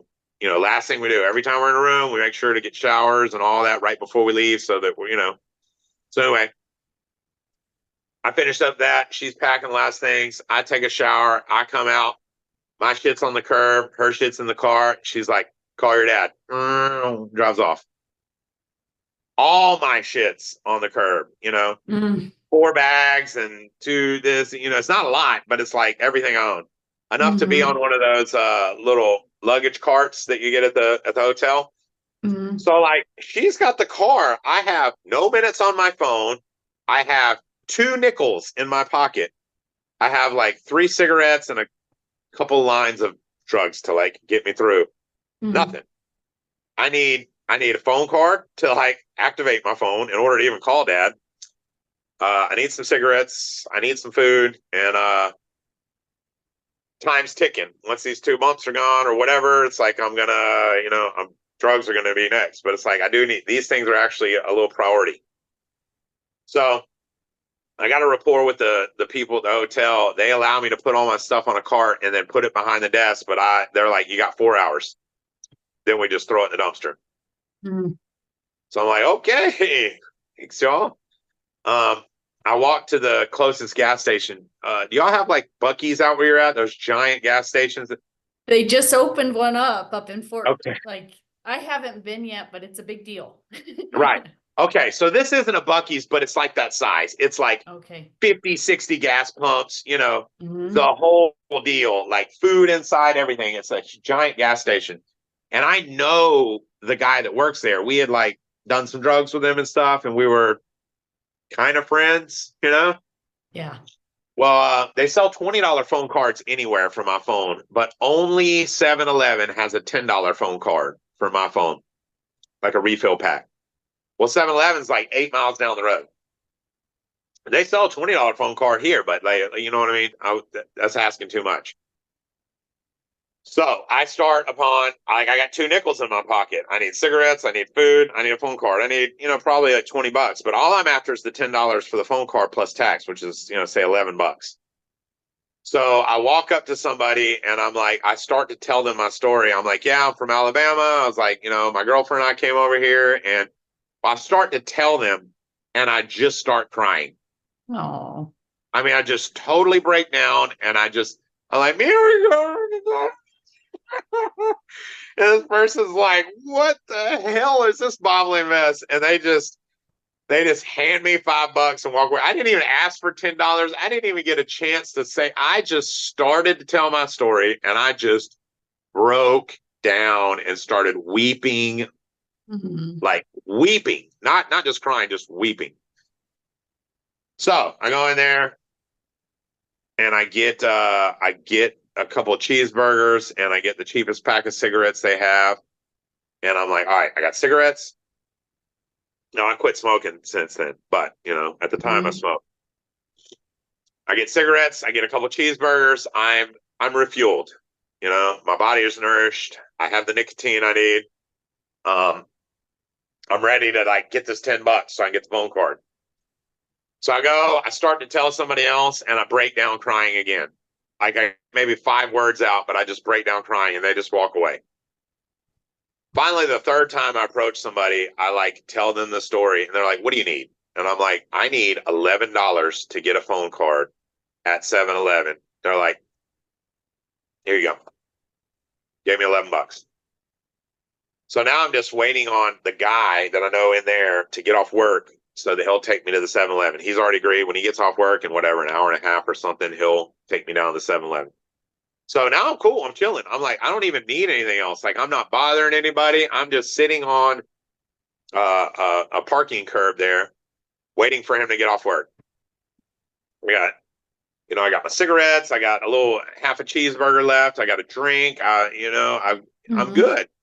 And I got like $11. I got the $11. I think he gave me $15. So I actually had a couple dollars extra. And I got the $11 I need for my phone card. I'm good.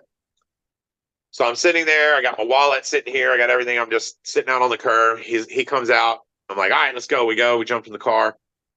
We get halfway there, and I'm like, I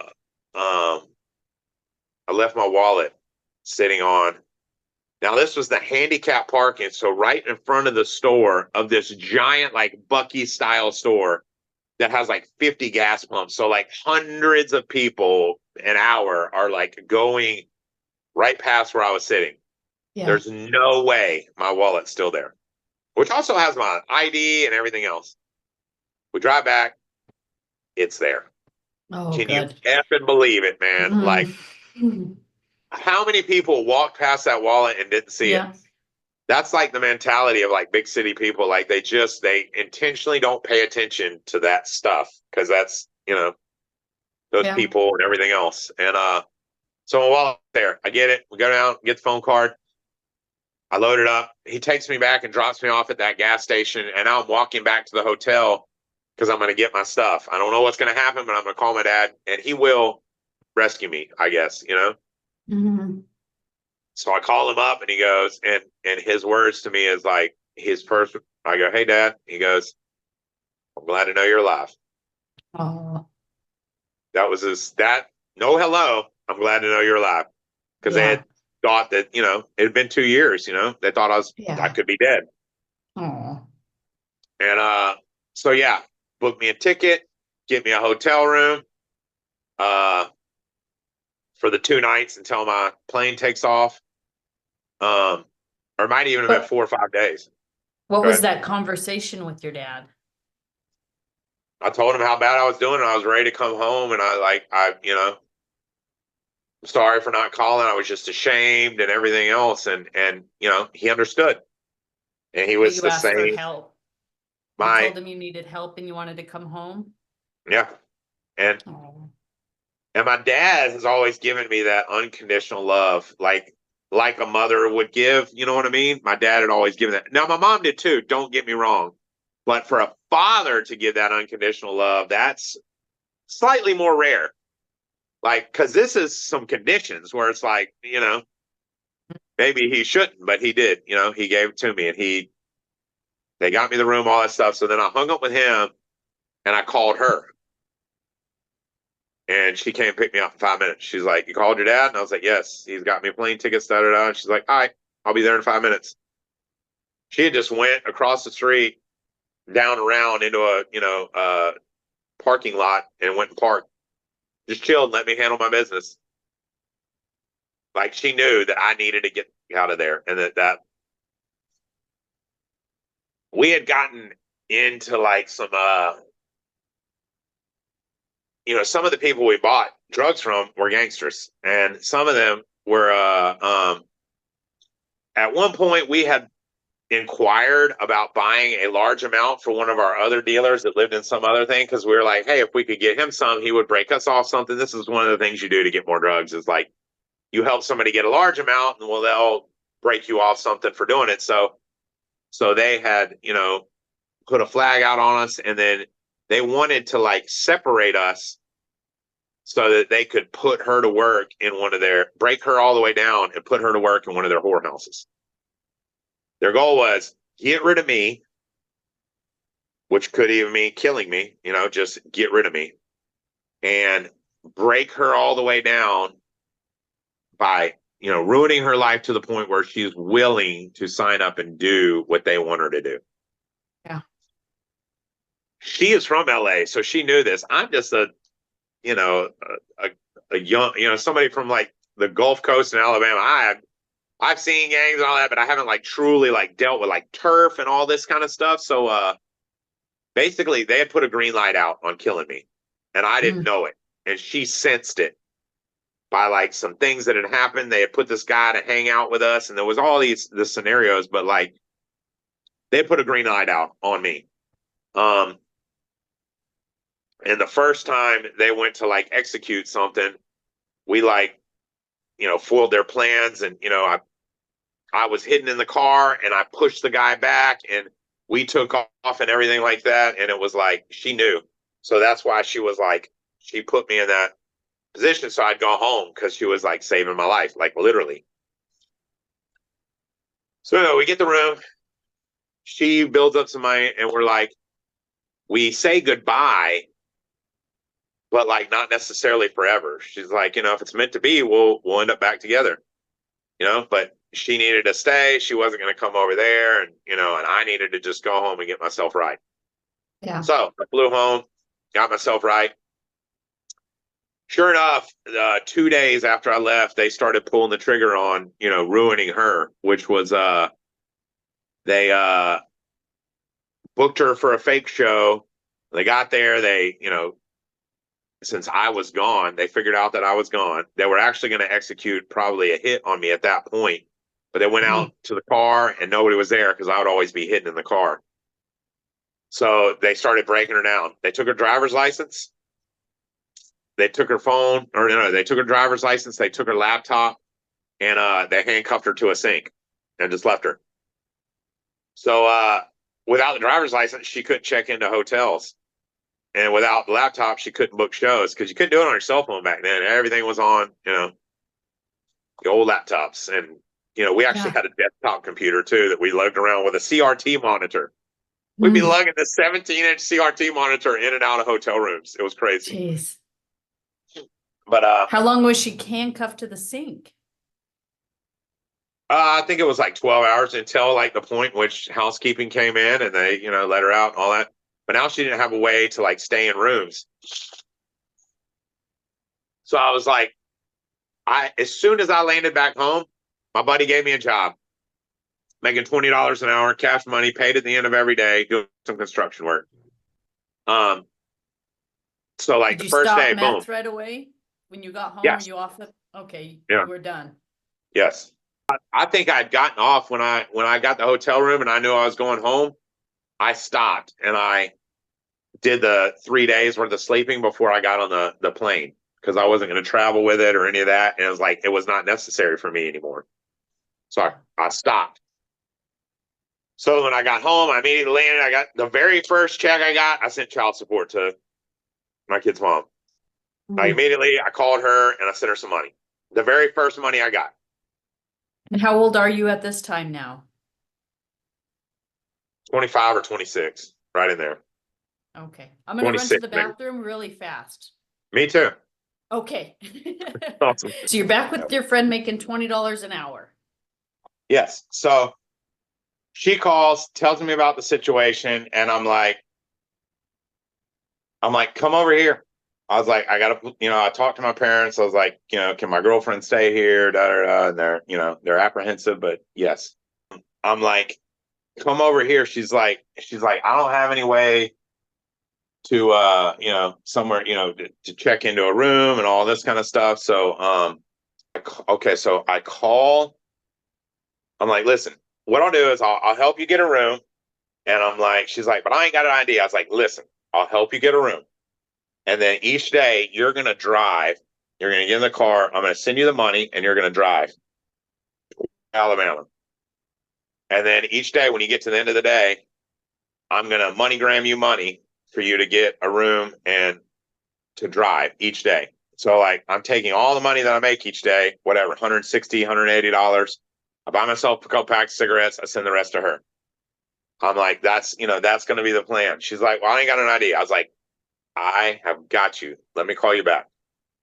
So I call one of the places that we go and stay. They make a copy of your ID, and I watch them. They put it in a manila file folder every night. So I call that place, and I'm like, hey, listen, we stayed there a few nights ago. My girlfriend's ID got stolen. I was like, can you give her a copy of her ID that you have on file for me? And he's like, because I have a rapport. I was the one that booked all the rooms and everything. So I had a rapport with a lot of the clerks. Yes. They give her a photocopy of the ID. Then I call another place that I know the people there. And I'm like, hey, listen. I was like, Faith was her name. I was like, Faith lost her ID. I was like, but she's got a copy of it. Is that good for y'all? And they're like, yeah, we know y'all. No problem. So I call one place. I'm like, go pick up a copy of your ID there. And I was like, then go to the other place and, they'll let you check in with it. So even though her ID was stolen this time, we still had a copy of her birth certificate and social, and we could get her ID back, but just not in the situation she was at. Yeah. So she stayed in the place. I started sending her the money. She rolled across the country, one day at a time. Each day when she was getting close, I would look up a Walmart and then send her a MoneyGram. And I would send her MoneyGram, and she would, get a hotel room for the night and then get gas and then keep on driving. You know what? Actually, I forgot. No, she did not stay in a hotel. She was still doing drugs, and she just drove all the way. Each day she would drive. I would hit the MoneyGram. Yeah, because I only got her the hotel room the one night for basically for her to have somewhere to rest until I could get the money to get her started on the road. And then once I got her started on the road, I just kept her rolling down the road for whatever it was, 2 or 3 days till she got there. Yeah. So she came, she lived with me. It was, really disheartening for a big city girl to come and live a simple, and then there was no drugs here. We didn't even know where to get meth. So she got clean too. When she got here, she finished off the last and she went into her three-day coma. And for a while we didn't do drugs. I'm probably 3-4 weeks. Okay. And then we didn't find, well, we could find a little bit of meth here and there, but we could never get enough to stay high. It was just, so it was horrible. We get high a little bit and we want to go to sleep forever. So we were like, oh, we'll just do cocaine. So we did cocaine. And that was obviously not good in a whole different way, It's a little more expensive too. Yeah. And it's just gone like that, and it was horrible. That it was, all of that. It was just horrible, horrible, horrible. And your parents let you continue to live with them? I was very good at, they didn't know, because we, would pay them the rent that they wanted us to pay. And, we would, just, yeah. So It wasn't very long that we lived with them. We actually got out and got an apartment and managed to get our own place within, a couple of months. I don't remember exactly how long, but it wasn't that long because I was making good money, and then I got her a job at just some, like a souvenir shop, $10 an hour or whatever, just something. Yeah.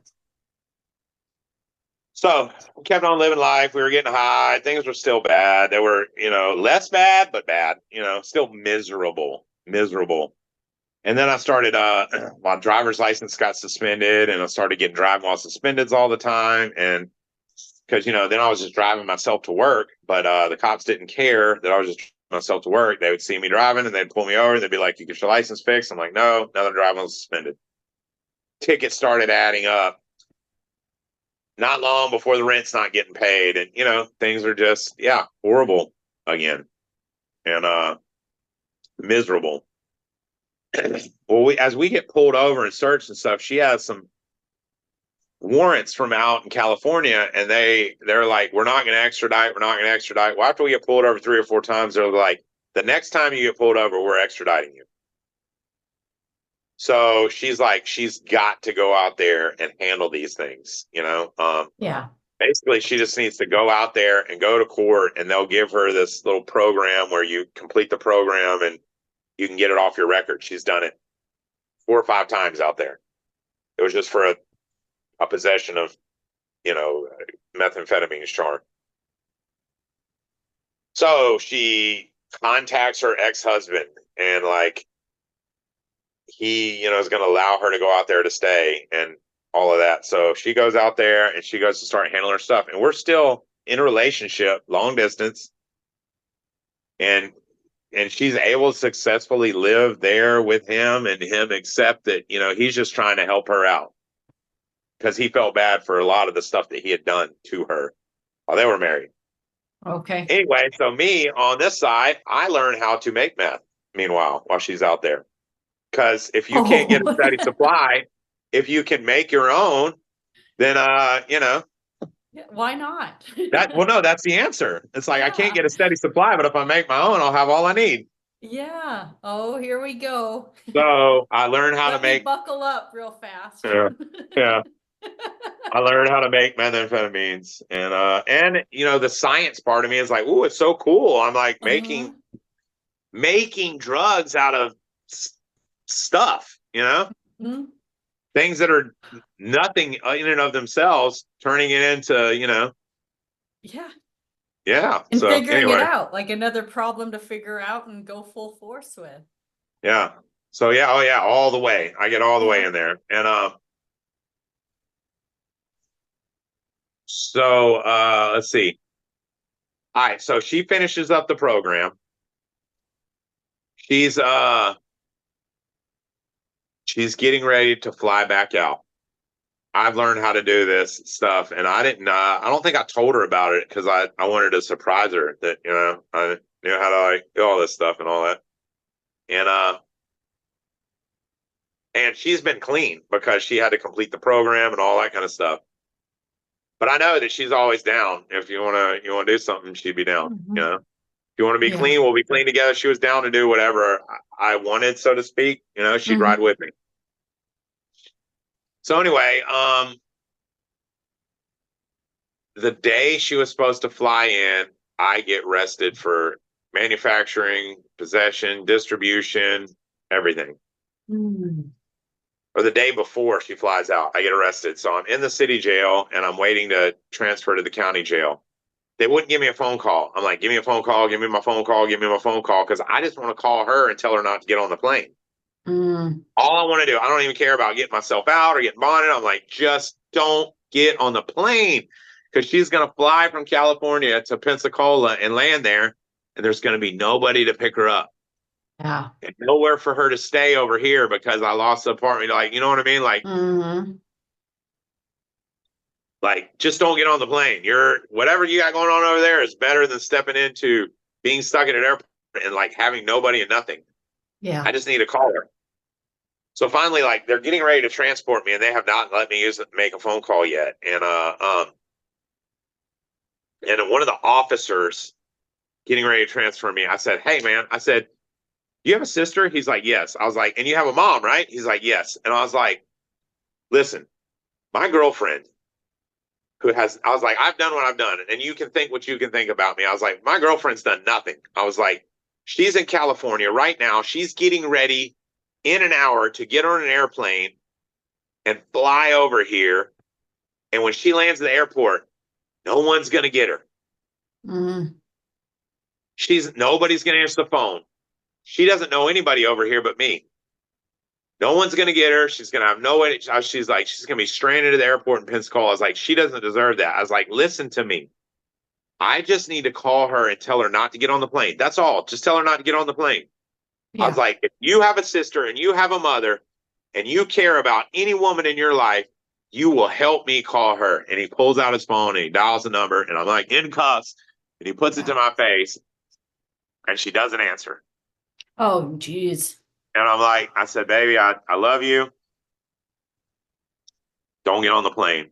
I went to jail. I'm transferring to the county.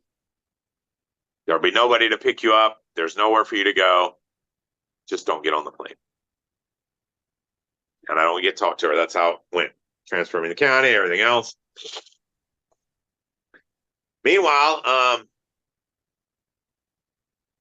so I transfer to the county. My dad doesn't even understand what the charge is. He's like, "Manufacturing, what does that even?" He doesn't even know what it means. Yeah. When I call him from the county and like trying to like get him to bond me out. So they're going to work on bonding me out. He's going to put up a piece of property and bond me out, this, that, and the other. And meanwhile, How much was the bond? I think it was like 50,000 or something like that. Yeah, or 150 or 100. It was a lot, quite a lot. Meanwhile, she gets her income tax. Like, she didn't get on the plane. She she forfeited the ticket because it was like the hour before, and she didn't change. You know what I mean? Couldn't change it. Like, so she forfeited the ticket. So she got her income tax. Worked with my dad. Got a place to stay down there. Got the income tax. Flew herself down there. Stayed with him until she got the place. Got her old job back, and like when I bonded out, she was there. Mm. So like we had crossed the country for each other like twice now. Like you know what I mean? Yeah. Like overcome obstacles and stuff. And it was from a love story standpoint, it was great. It was a great little, but we're not healthy for each other, but you know what I mean? But the love was true. You know what I mean? Yeah. Yeah. So anyway, we start manufacturing and and we would at one point we were, not immediately, but pretty soon. Because I got out and I was like, I'm not going to do anything. And, once again, 2-3 weeks. And I was like, well, see, I was like, I'll make some dough, but I don't want to do any. And, and I did. I made a couple batches and didn't do any. And then next thing you know, whoop, I'm doing some. Yeah. And 93 days later, we caught the same charge right back in there, but me and her both. So now I have 2 Class A felony charges, and any chance I had of like getting drug court, which is where you go through the program and get wiped off, or going to a rehab or anything, all gone. Because like I got out, I bonded out and caught the same charge again. So the judge has no reason to have any faith that I'll do anything right. So I sit in there forever. She eventually bonds out, or she eventually gets probation or whatever it is, and stays with my parents. And my parents are like, "We don't fucking want her here. She's the one that ruined your life." They're blaming everything. Everybody blames everything on her. Look, she was with me in all this, but it was like she was just with me while I made my own decisions. She, you know what I mean? She didn't influence me to do it. I mean, granted, she was there, and you can argue it however you want. I made my own decisions that made my own bed. You know what I mean? And she just stayed with me while I did it, and she made her own bad decisions. She didn't make me do anything. Anyway, I talked them into allowing her to stay there until she could get herself back out to California. Meanwhile, I'm like, I cannot go to prison and have a girlfriend on the streets and be worried about what she's doing or who she's doing or whatever. Mm-hmm. So I wrote her a Dear Jane letter while she's staring at my parents' house. I wrote her a Dear Jane letter. Meanwhile, after that, then she sends me a Dear John letter, and I'm like, I sent you one first, but I'm like, whatever makes you feel better. Yeah. So, we ended the relationship. She flew back out. I went upon. I did my time. I sat in the county for a long time. Now, when I first got in there, I continued to getting high. What's a long time? I did a year and a half in the county alone before I transferred to prison.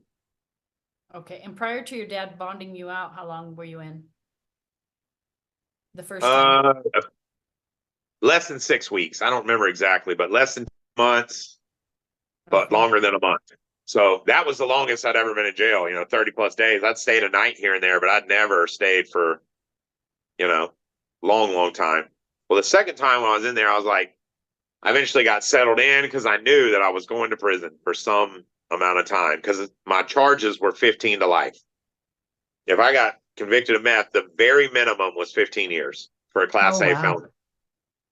And in Alabama, they do good time, but not on Class A felonies. So, my only chance would be making an early parole, but my sentence would take 15 years to finish no matter what. Okay. So, go ahead. You kept using in there? So, yeah. So I eventually got myself moved around next to the intake block, and I would put food up under the door and, trade it for drugs for the people that were coming in, because a lot of people would first come into that intake block, they would have some snuck somewhere, Mm-hmm. Sometimes it would come in. So yeah, I would smoke, but it wasn't meth or anything. It was like smoking weed, or we would make our own liquor, julep, in there. So we would save our oranges and buy Kool-Aid and put it in a trash bag and, make, trash bag wine. Did it feel kind of like a cat and mouse game in there? Like you versus the cops, seeing what you can get away with? Oh, absolutely. And then making tattoo ink and having the lighter and smoking a cigarette here and there because you weren't supposed to do anything in the county jail, nothing.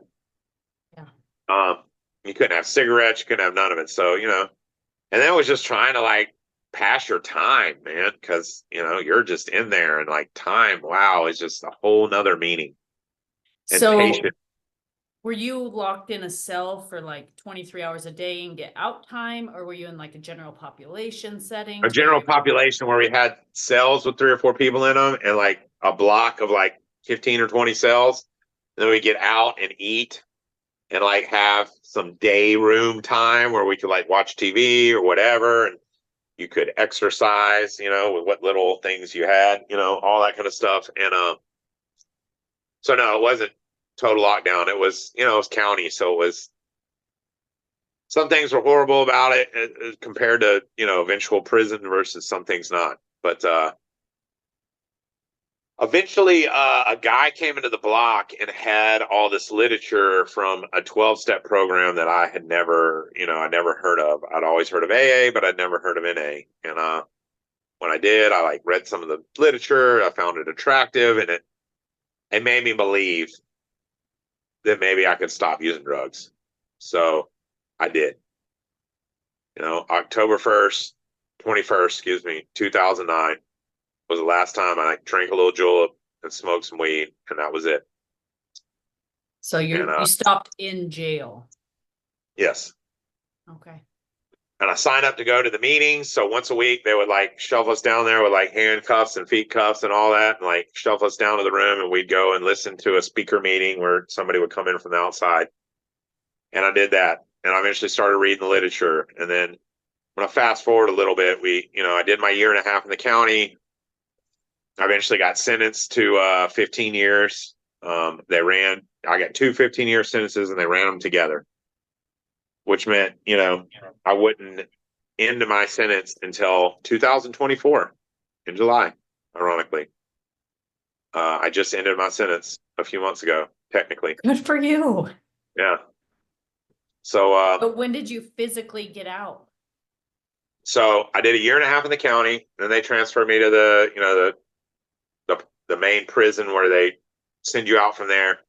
And I had the judge court order me to the hardest program that they have, because I was like, that was my best chance of making parole. It was called TC. It was the only program you weren't guaranteed to graduate. If you stayed in there, that didn't mean you graduate. It could take, some people have been trying for 10 years or more to graduate this program. Super hard. And it's a 1.5 years minimum to graduate this program. What's hard about it?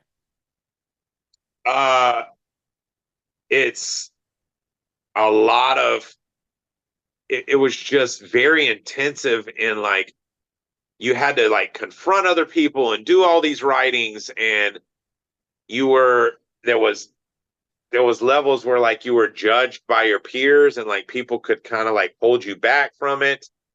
And there was people that like, they may not like you, so they may stop you from like passing different levels. And it was incredibly difficult. And it did have outside people that counselors that kind of like ran the program. There was 3 counselors. So it was difficult. And a lot of people couldn't submit themselves to what you needed to submit yourself to in order to like complete the program. You had to be like willing to submit to their philosophies and everything.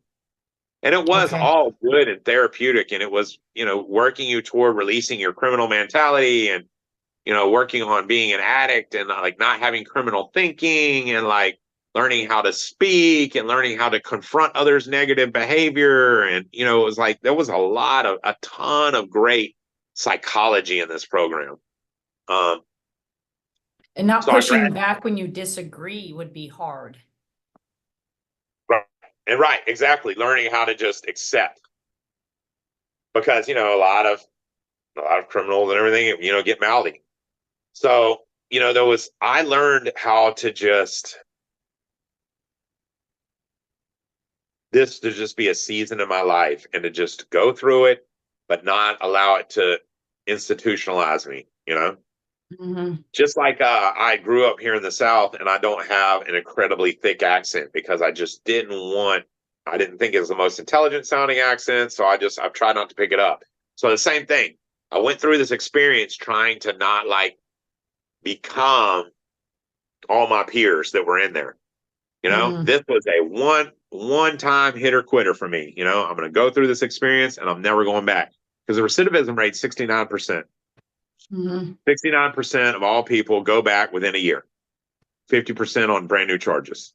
The other 50 are revoking their old charges. That's, so 7 out of 10. Well, oftentimes the rehabilitation just isn't there. Right. For the people to like fully immerse themselves and try to learn and grow and change.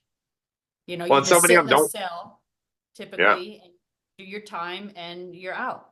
Like nothing internally changes.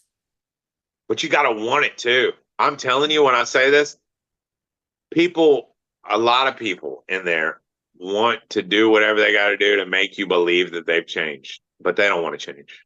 They don't want to change. They want to keep getting out and doing the same thing, because they get out and do the same thing. They get out and they do it.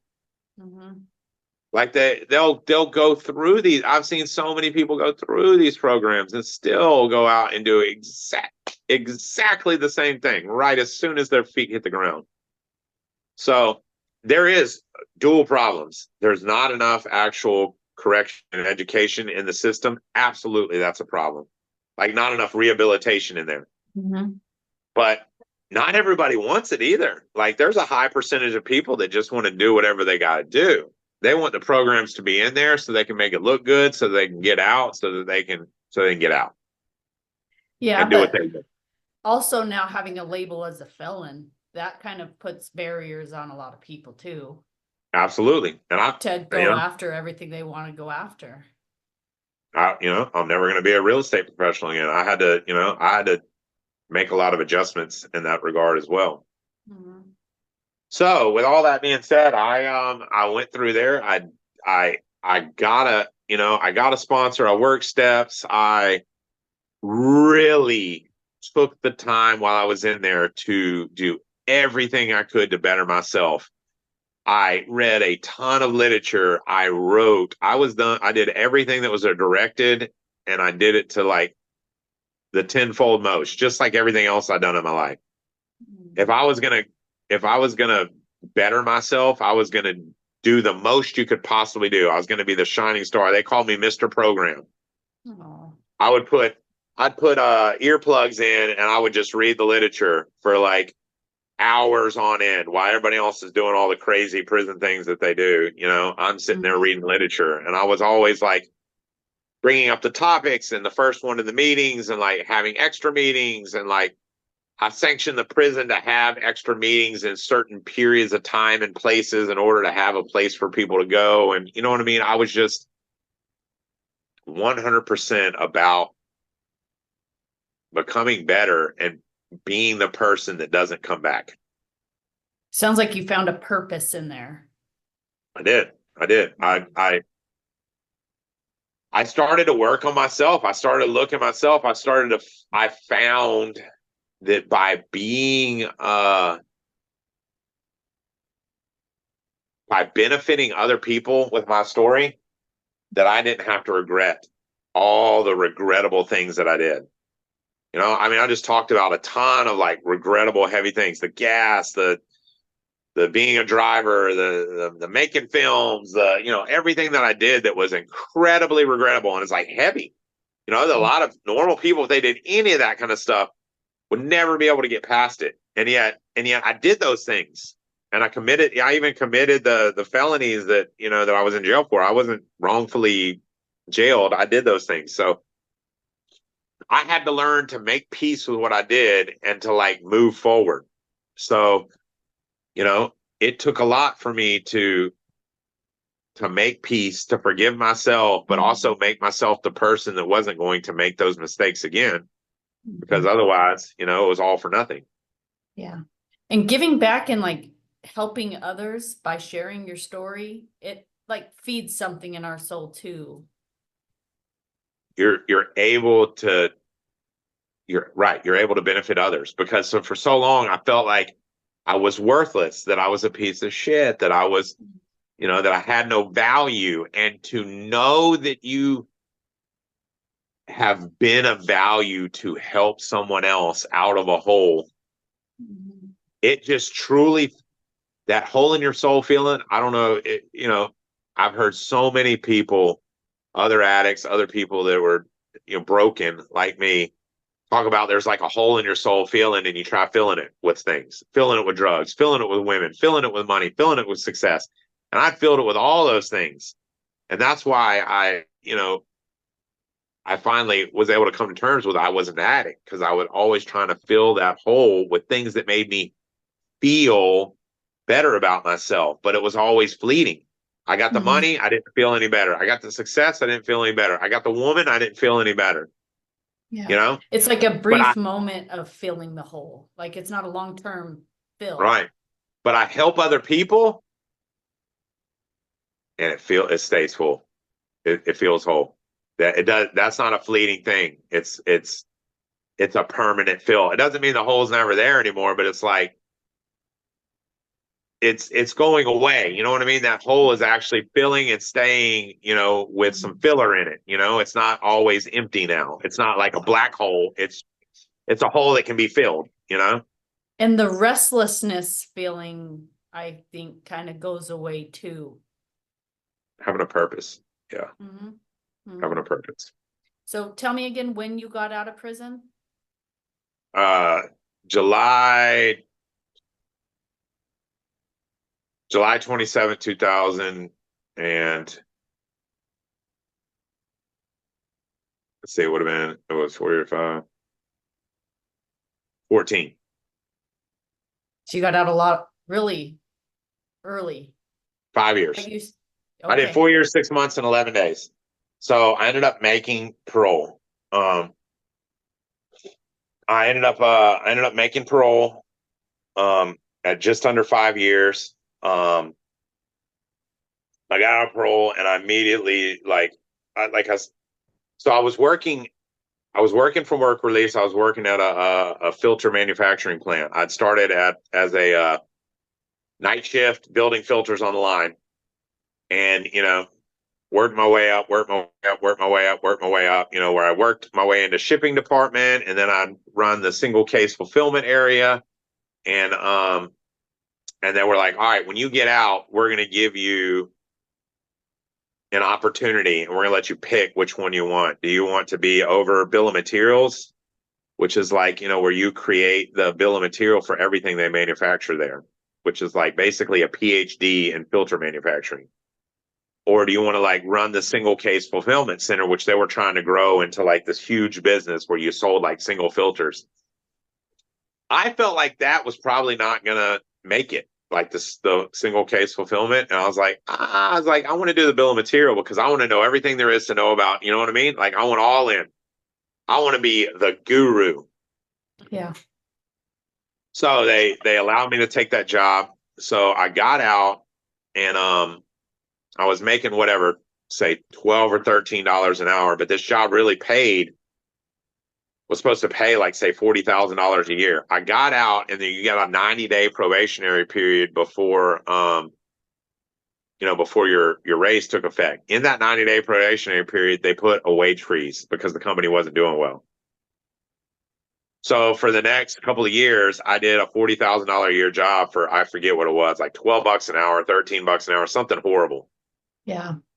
The very first thing I was tasked with was like they gave me no tools to work with. Everything I had to do like manually, like printing out things, calculating them with a calculator, using a highlighter, manually entering them. I didn't get any IT help or anything.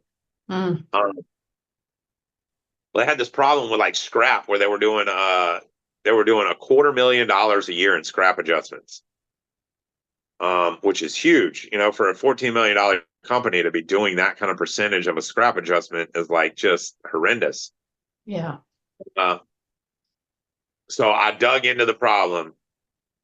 You had 3 engineers that had bachelor's and master's degrees in engineering, one of which had been in the filter industry for, like 40 years. I mean, this guy was the guru, the GOAT of all filter manufacturing. I'm in the office with them, and I figure out what the problem is. And they're all telling me that I'm wrong. Basically, the formula for calculating how much media was consumed was just done on a straight linear basis. Like, that if it's 1.5 inches tall, so each pleat, if it's 1.5 inches, would be 3 inches, right? And that's consuming the media in that amount. I'm like, yeah, on paper that makes sense. I'm like, but you gotta think that when you squeeze it together, it's like it's got that rounded edge, and that your 3 inches of media is actually consuming more media because these aren't perfect triangles. There's that rounded edge in the bottom and the top. And so if you actually calculate it, it's not 3 inches in each one of material consumed. It's more because of the rounding and all of that. Like my mind just immediately goes to that. And they're like, you're wrong. It's 3 inches. It's been 3 inches. It's been like that in the industry. And the president's like, you know what? I'm going to give you the opportunity to prove your case with science. So like I go and like have these rolls of media, and like I physically make sure that they're exactly what they're supposed to be, 900 feet on a roll and all this kind of stuff. And then I get to run them through different pleaters, and I plot exactly how much media they consume. And like I came to find that certain pleaters were like pleating more of the rounded edges than others. And then true enough, the formula used to calculate the media consumption was wrong. And then it needed to have, for every 3 inches, it was like consuming 3.25 or whatever it was. There was a number like I came up with, and each pleater was actually different. 2 of them were about the same, and one of them was really bad. So I actually proved myself, and they implemented my change. Somebody else took credit for it, and it was kind of like swept under, like I didn't really sort of do it or whatever, but I did it, and I knew I did. Yeah. And they actually took the formula back out of there because it was like it raised the cost of goods, and then the scrap came back, and then they ended up having to put it back in there, but somebody else did. So anyway, it all got washed, but I did that. I know I did that. Yeah. And even the people that say that I didn't know, they knew, but they couldn't handle a guy without a degree from the prison camp came in and fixed what all these engineers couldn't figure out. and saved the company $250,000 a year of lost profits. Yeah. So we put it into the bill of material. They didn't like it being there because they were all against it because it would raise the cost of goods and make them harder to sell. But I was like, it's what the cost of goods are. Yeah.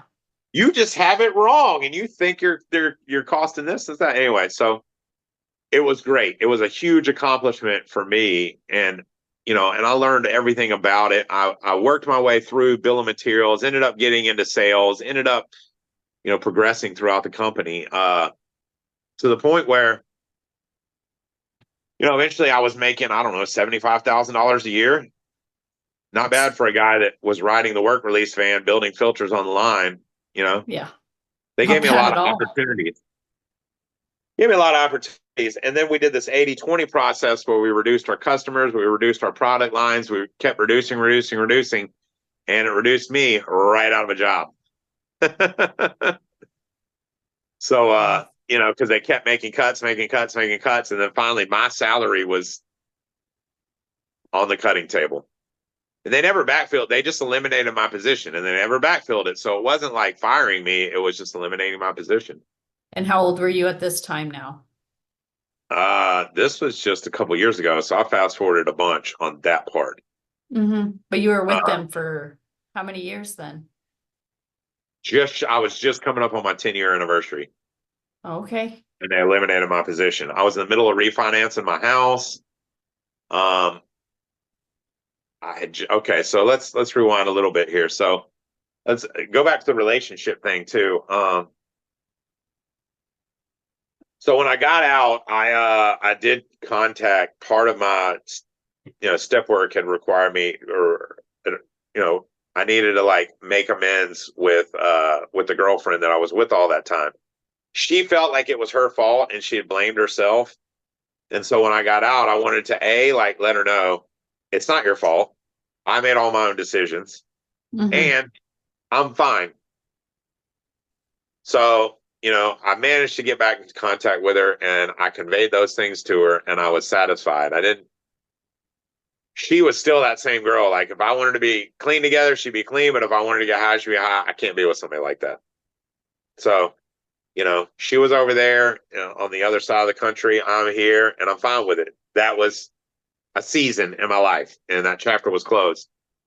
So, I have had no desire to rekindle that relationship, but I did want to make amends for her to feel bad for things that she shouldn't be feeling bad for. And I made those amends and let that be and close that chapter. So the next, real love I found was years later. I think I was at the filter plant still before I lost my job there. Online dating, that's the only way. Like you can it's just you ain't to meet nobody at Walmart or at the post office anymore. It's just not happening. So I met this girl. I met her online. She was unlike the women of the past. She wasn't totally crazy. She wasn't a stick in the mud. She was broken like I had been. I had been broken and then repaired, if that makes sense. Yeah. And she was just still broken, like an intelligent, enigmatic woman that was like broken and still broken. She had some mental health issues and stuff like that, but I saw the potential in helping her from where she was at. She would have been in a bad relationship, a guy that was abusing heroin and had destroyed her mentally and everything like that. And I was just, but I found her interesting and all that kind of stuff. So we courted, we dated. I knew she had a past with alcohol. But as far as I knew, she didn't have a bad, like I'd seen her drink a couple times when we were out. She'd have a glass or two of wine, nothing. Like I never saw her drunk or anything like that. So, but I knew she had a past that like literally had like a piece of her pancreas removed. Like, she had a serious past with alcohol. Okay. Well, anyway, we didn't live together before we were married. We got married and that's when we moved in together. And a week and a half later, she had liver failure. Oh, wow. And it turned out she was still drinking vodka. Heavily. And yeah, just secretly, stashing. And so we're married, and she's,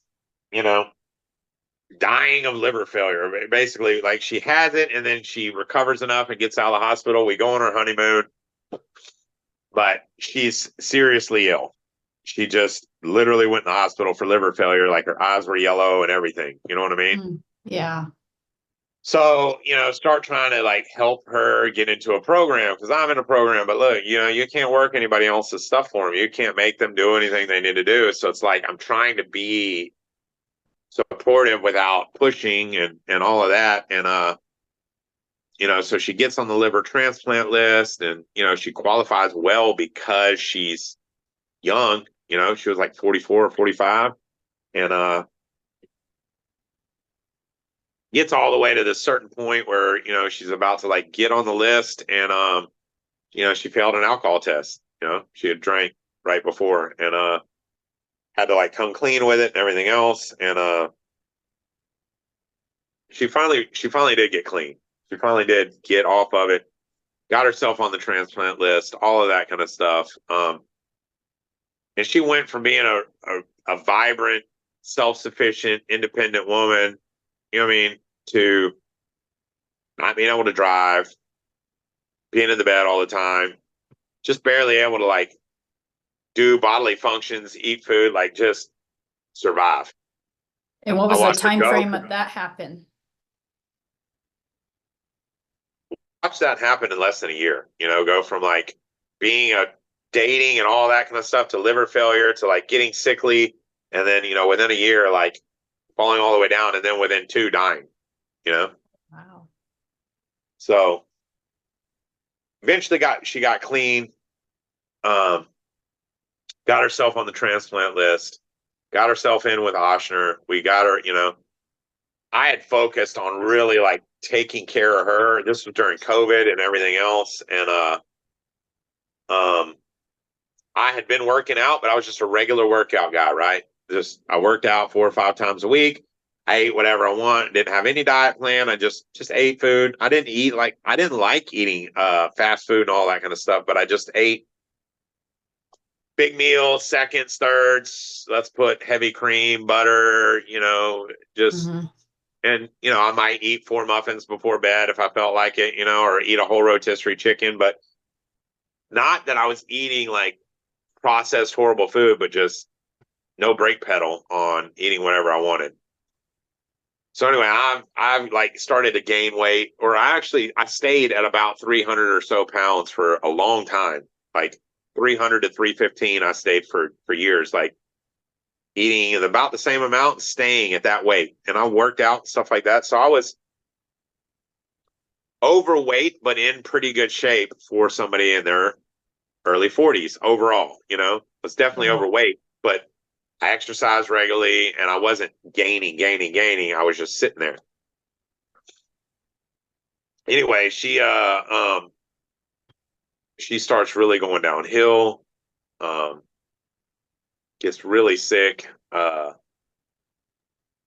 she starts having to get the fluid drained from her abdomen quite often. And one of the times it gets infected, messes up her kidneys.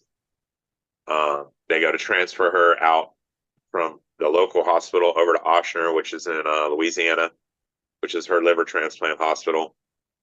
And this time she's clean and she's on the list, but she's, started fairly far down the list, whatever, 20th or something, And how fast does the numbers move on that list? Like, how fast did she go to like 19, 18? Well, no, then she moved over to Oshner, and she got very critical, and all of a sudden she was like 7th on the list. So went from like whatever 20th to like 7th in like a couple weeks, just because her health declined so bad, her priority level went way up. Okay. And then she, from the kidneys shutting down, she lost consciousness, and I never never saw her again, so to speak, as far as like, you know, her eyes never opened again. And it was it was sad, you know. It was during COVID, so they'd allow one person in the room, and you're only allowed there during like these visiting hours. So like stayed in a hotel. I took off work. Work was supportive. Like they let me use all my PTO, and then PTO comes every like on your anniversary, you get a dump. So this was in August, just before my dump, and I used it all. And they basically just let me keep using it and let it go into the negative, knowing that when I got my dump, it would refill it. So they allowed me to just keep using it, even though it wasn't there. Yeah. And you know, she reached a point where like they were doing all these treatments and giving her all these blood, and you know, had her on the kidney machine, and she wasn't recovering, and I eventually had to make the decision to, you know, take her off life support, and I held her hand while she, you know, she passed. It's not an easy choice to make. No, but it was clear that, you know, she was not gonna come back. Like everything they were doing was not moving her enough into the positive way. I don't remember all the details, but I remember I'm a very intellectual and I'm very understanding of what was going on. I had her parents with me and everything. They were, you know, they had and I felt so bad for them. They had adopted 2 kids and outlived them both. So horrible. They were the nicest people in the world. Oh. And, You've been through a lot. yeah. I mean, so you really have. So that all occurred, and I realized twofold at that time. I was like, I'm never gonna see my 70s looking like this. And I'd gone from that 315, I'd ballooned all the way up to 348 pounds. And I was like, I'm never gonna see my 70s like this. And B, it made me realize with her passing away at 45, it was like, there's so many things I wanted to do. We all got like a bucket list, and everybody, like so many people have a bucket list and never do the things. They die never doing the things. Well, I heard this podcaster that had interviewed like 50 or 75 people on their deathbeds. And they said one thing they all had in common. None of them were talking about the regrets of the things they did. They only talked about regretting the things they didn't do. And like hearing that podcaster talk about that, review, you know, interviewing all these people on their deathbed, and that's what they all had in common, it clicked with me. It was like, you know, one of my things is I want to jump out of a plane. Well, you can't do that. You got to, for a tandem jump, you have to weigh 250 or less. And most places you got to weigh 230 or less, but I had a place that would do it if you weigh 250 or less. So I want to lose the weight because I want to live and see my 70s. But I want to jump out of a plane. So I want to lose 100 pounds. So the Friday after, I walked into a CrossFit gym and I was like, I want to lose 100 pounds because I want to go skydiving. He's like, oh, cool, man. He's like, I kind of want to go skydiving. I was like, and I could tell that like the way he was saying it, I was like, all right, so if I lose the weight, you'll go with me? And he's like, yeah, sure. And I could tell by the way he was saying it that he was just saying it. Like, he had doubt he had doubt. Well, he didn't think I would lose the weight, but B, he wasn't really gonna go either. You know what I mean? And I was like, shake on it. And we shook hands. 5.5 months, I lost the weight. I lost 125 pounds in 5.5 months. Look, I'm not advising anybody to do it this way, but I'll say that the difference between this and my previous weight loss is that this time I educated myself. I, like the other things that I went all into, instead of going all into just losing the weight, I went all into knowing everything there was about dieting, fitness, calories, macros. I didn't even know what macros were, but I wanted to know all of it.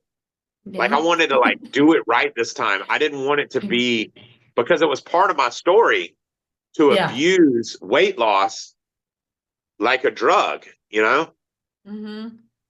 And that I was working a program, you know what I mean? Like I'd been working a program and I didn't want it to be like before. So I needed to know, to do it right, to do it for my health, to do it for my longevity, to do it for lifelong.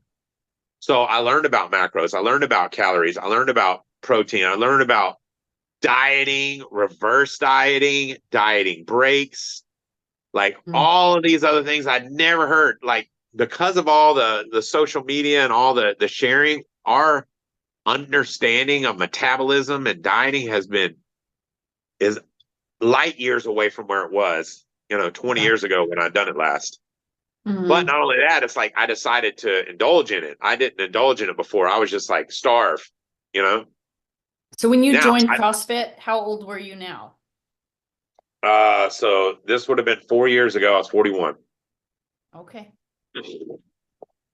I think And the program, yeah, like the 12-step program, kind of gives you like a sense of balance in life. Like it teaches you how to do things in a better way. yes, absolutely. I mean, it taught me how,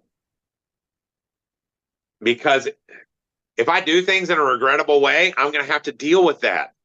I have to pay the piper on taking the shortcut, on doing things the other way, on taking advantage of people, on doing things that harm myself. I have to deal with that and carry that load. So it's like, if I don't create these problems, I don't have to deal with them later. And if I do create them, at least I have a way to deal with them. So it's been fantastic in learning how to like amend things when I make mistakes, but most importantly, like to make a lot fewer and to stop doing what my split judgment wants to do, to like actually go, I can wait a minute before making this decision and think about it. Because a lot of times my first instinct is not always the best, you know? I can relate. Yes. I was gonna say, so are you like pursuing personal training now? So, like, I'll give you let's go through the fitness story. So I lose the weight. I start being an inspiration to people again, like I had been in my 20s. Like everybody's like, wow, unbelievable. I remember the first time I did a 5K. All right. So we were doing CrossFit. It was 5K day. I was probably a month in. Yes, because I was still 315 pounds. So I was about a month and a half in.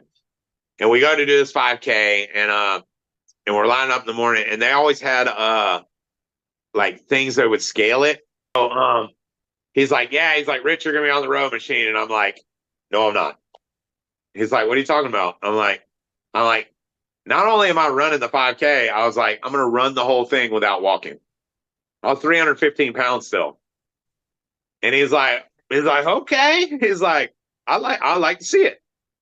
So I do it.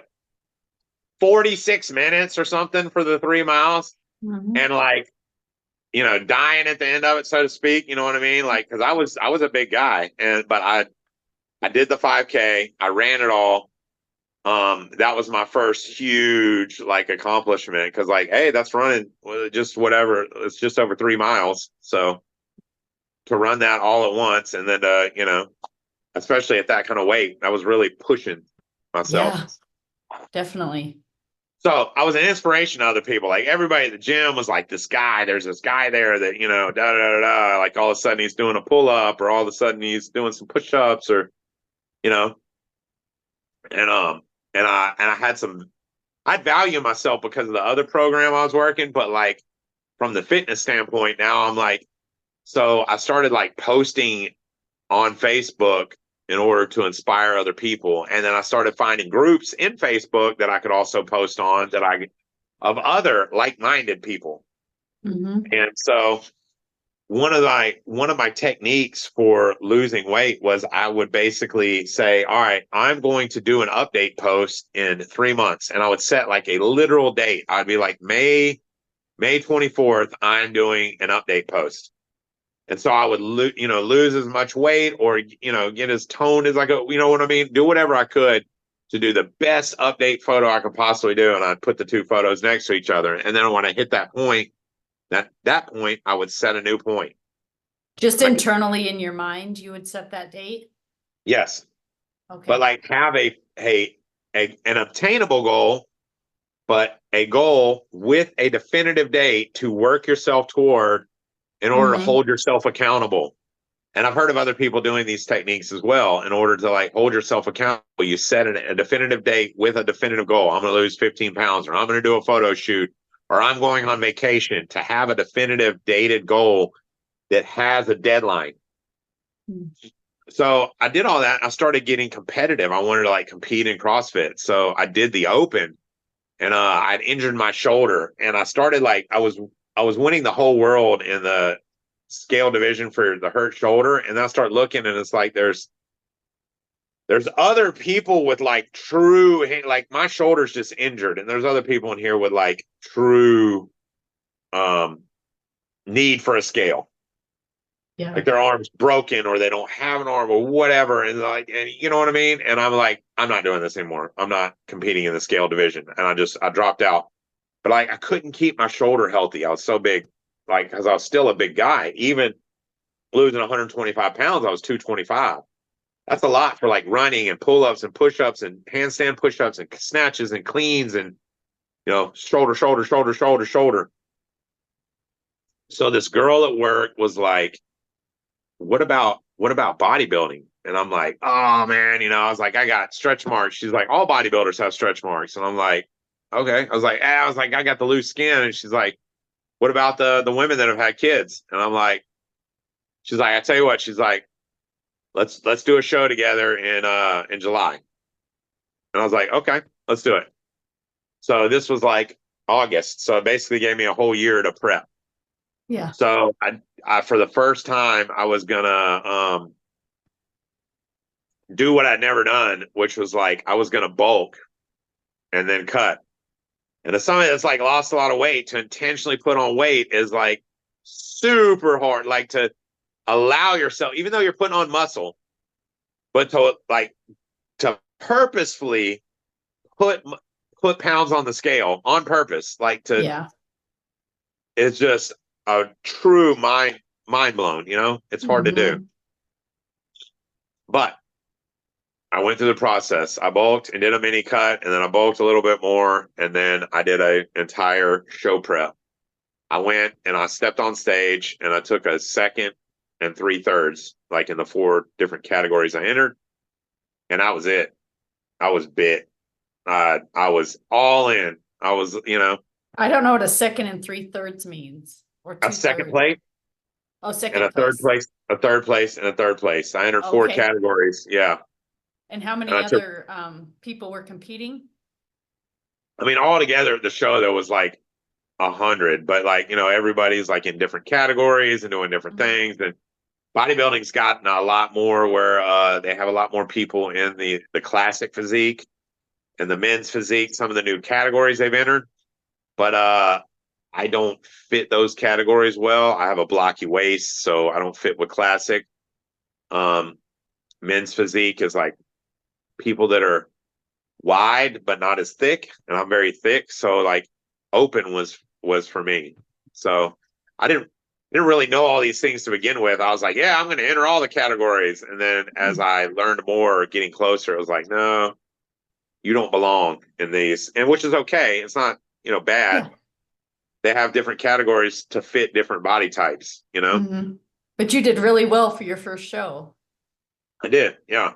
I was extremely, extremely happy with it, and like the fellowship being backstage of like, having all been through the same suffering, and like, and when I say suffering, like the diet is intense for bodybuilding, to bring yourself all the way to stage lean. And admittedly, looking back on that first show, I wasn't as lean as I should have been, or as the others were, or anything else. But every time I've since done 4 shows, and every time I bring a whole nother like level of like leanness to stage. So like every time I hone it down even better. So I was like, all right, I'm going to come back and win this show next year. That's what my goal is. I'm take another year off and see if I can win this show. So, I took a year off and I didn't like win the show, but I like won one of my categories. And then I like took a second and a fourth or something like that in a couple other categories. And I had a backup show that in case I didn't do that one, another shot. And I went and I took a first and a couple of, seconds and fourths or something, not wins, but still fine in that show. High. So I was qualified for nationals and I was like, all right, I want to do a national show. I was like, even though I'm probably not ready to win a national show, because you win, you get a pro card. And I want to turn pro. But I didn't think I was going to be ready this year. But I was like, I want to step on a national stage because you never know. I could get hit by a bus or something. You know what I'm saying? You just you gotta do the things that are presented to you, Yep. Mm-hmm. So I found a coach right at the right before I was about to start prep. I found this great coach that had coached 50 or 100 different people into getting pro cards. And his wife, it was a husband and wife team, and she did the same for a ton of females. So, they were great. I looked at some of what was provided to a buddy of mine from them, and I was like, wow, that's exactly, what I'm looking for, that kind of coaching. It's remote, but it's there is no great bodybuilding coaches right here where I'm at. You're going to have to be remote. So, yeah. So I signed up and I told him I wanted to do the show and, that was my goal. And, I was 200, I'd bulked, I was 286 pounds, a whole different 286 pounds than I was, when I talked about my story of being fat before. Mm-hmm. I mean, I was jacked. I was still overweight, but that was part of it, is putting on body fat. But, this coach helped me peel the weight off. I brought a 30 pounds leaner physique than I had the previous year on that national stage. I did not place top 10. I kind of knew that I wasn't going to, but I wanted to go. You're never going to bring that absolute leanest, best look you're going to be unless you're actually going to step on stage. Especially that last week, the way you dehydrate and you push all the glycogen out and then you refill with glycogen and then you dry out and everything. You won't do it if you're not going to actually step on stage. I just wanted to see what my very best look was going to be. Yeah. Physically, the week of the show, how are you feeling? It seems like it would be kind of I don't want to say miserable, but difficult. 2 weeks out is miserable. That's when you're pushing the last bit and you're I got to a point where I was doing 3 hours and 15 minutes of cardio a day.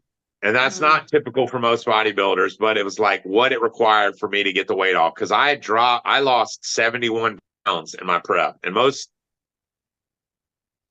now that I'm with this coach and we're going into off season, I'll probably start my next prep at, 250 something, maybe 260 instead of 286. Mm-hmm. So, me being self-coached, I had put on a lot more weight than I would have been by being coached, but also got leaner. So, you know what I mean? I was on stage the previous time at 247 as a super heavyweight. In reality, I just needed to be a heavyweight. Yeah. Do you use steroids? I have been on doctor-prescribed TRT since before I was a bodybuilder. Which, that's technically a steroid, but it's doctor prescribed and monitored. Yeah. So a lot of people, a lot of guys don't want to talk to their doctors about that or admit that that's a problem or talk about it. It's taboo and they don't want to admit that they have any issues. But it's I reached a point in my life where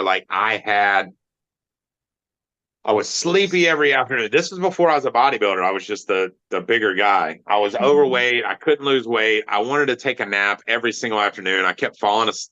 I was literally nodding out at work sometimes after lunch. And, things in the bedroom weren't like they were in my 20s. I guess they weren't for any 40-year-old, but it was a little borderline of like a problem, you know? Yeah. And so I went to my doctor, I got my blood work, and from the numbers where I was at, he was like, you're not going to recover a normal testosterone level from where you're at.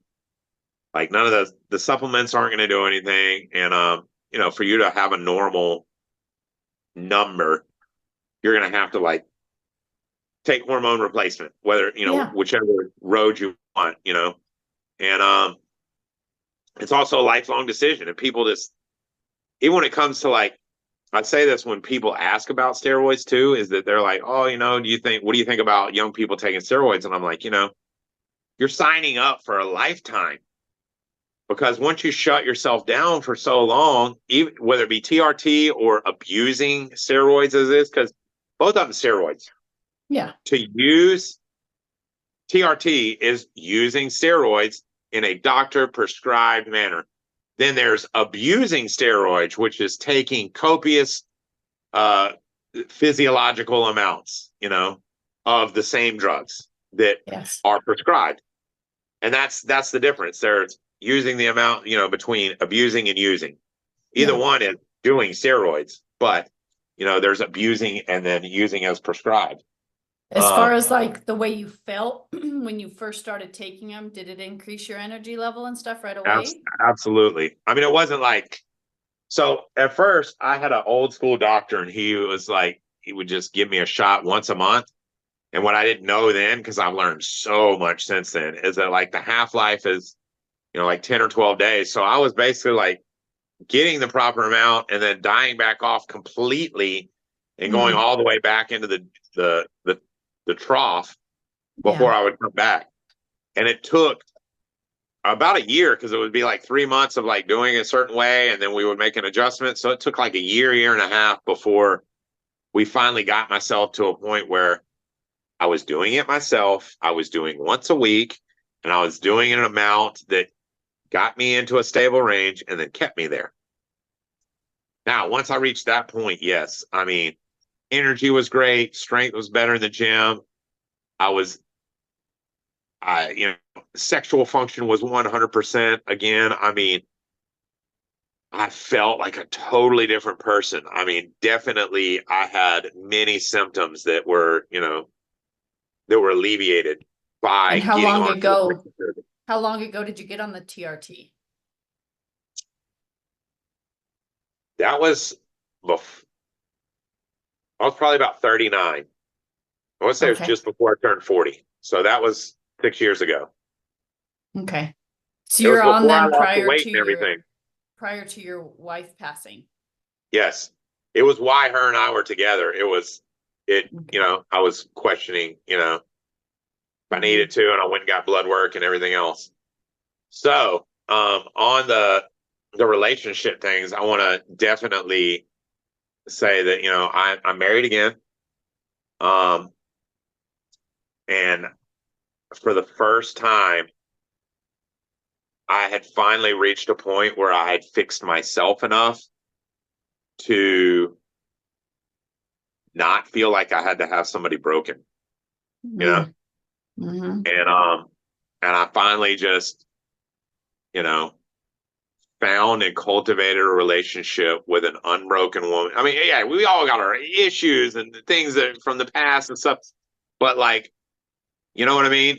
Yeah. An amazing, amazing woman. She is the most supportive. I actually have a complete, unquestionable partner, like in every way, financially, emotionally, physically, like she supports my hopes and dreams. I've helped, support a bunch of her things that she's never had like somebody like take care of her like physical needs. And I'm talking about like going to the doctors and like having insurance and going to the dentist and all these things, like, her previous husbands had just not, provided that. We have been everything to each other that we had never had before. And it's been like, I've had true love a couple of times in my life, and each time it's been completely different. And, it's culminated with this time being like the absolute pinnacle, like good, healthy relationship on all levels connecting, everything, like mentally, emotionally, physically, sexually, like all of them, just, everything lining up and us being total and complete partners. Like, I never allowed myself to be financially accountable to anybody, but we discuss all things that we make. I mean, if I'm going to make a $20 Amazon purchase, I let her know. Not that, we have to ask permission, but we talk about everything. Mm-hmm. And I never allowed myself to be completely accountable and open and share everything until her. And it's been amazing to have someone support, my dreams and to understand where I come from as best she can, How long have you guys been married? We just celebrated a year anniversary. So we were married. Congratulations. Yeah, absolutely. We had the year, the piece of cake that we saved for, in the freezer, and it was pretty good still. Yeah. Yeah. So now I see your videos in the gym. You're doing your workout. So are you training anybody? Are you working towards training people? Yes. So I've started, I'm training, I'm training like 2 or 3 people right now, and I've trained about 4 or 5. So I've just done this for I'm like 2 or 3 months ago. I decided to pull the trigger and start training and providing diet plans because I've dieted successfully for 4 years, and I've done diets, reverse diets. And I've tried a little bit of everything. I've tried low carb, no carb. I've tried, I haven't tried carnivore, but that's just, nothing wrong with it for me. But it's just like I found that what works for me is a balanced diet that comes from all the macronutrients, and then both vegetable and meat sources for me has worked the best. Because that's what human bodies are made for, is to take in both vegetables and meat and to take in all the macronutrients. And for it to be sustainable and lifelong, it's easiest for it to be like from all the different categories. Are you looking for more clients? Absolutely. Yeah. How would people get a hold of you if they're interested? I mean, they can reach me on my Facebook, Instagram, TikTok, YouTube. All of them is Rich the Monster Phillips. That's on all the different platforms. You can reach out to me there, and the personal training, obviously, can really only do in person, but I could provide workout programs or adjustable diet plans remotely. And the way those work is I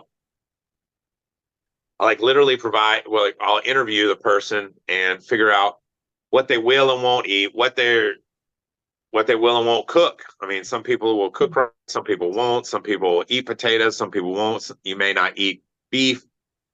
Figure out what their food likes and dislikes are, and what their ability to prep meals is. And, are they going to buy pre-made shakes? Will they make a shake? Will they eat fruit? Will they not? Which ones?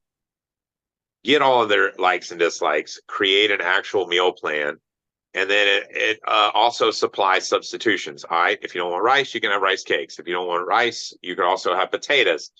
If you don't want ground chicken, you could do ground turkey in this meal. If you don't want beef, you could have salmon, to have, and then vegetables have change outs as well. But the goal is, it's a weight loss diet. Each week you do check-ins with photos and answer some questions. Have you done the cardio? Have you done the meal plan? Have you, how was your sleep? How was your hunger level? All, simple questions to figure out, what adjustments need to be made. You're just there to hold them accountable. Right. And then also supply a cardio. So we'll talk that over, because eat less, move more. That's how you lose weight. You can do one, you can do the other, but I found for me, it works best to do a little bit of both. Do some cardio, reduce the calories, kind of push both of them together. And then at times you'll move just the cardio or just the calories. And then you reach a point where your metabolism adapts and you can no longer lose weight. So this is the part where people yo-yo dieting occurs. They'll meet the goal and they'll go, okay, I'll just go back to what I was eating before. But your metabolism has adapted to that lower amount of doing all that cardio and eating that little bit of food. And if you suddenly just go back to where you were, fat gain is going to be huge, substantial, because your metabolism is adapted. You do what's called reverse diet, which is where you slowly add calories back to your daily, week over week. You'll add a couple hundred calories, you'll take a little bit of cardio away, and you'll slowly, readapt your metabolism back to your old maintenance without gaining weight. And then if you want to lose more weight, you're geared to lose more weight again. You have a bigger bucket, as I say, to like pull from, because your body's burning more calories, you're doing less cardio, and then now all of a sudden you can kind of push that gas pedal again and create more weight loss if you haven't gotten all the way to your goal, for instance. How many days are you in the gym now?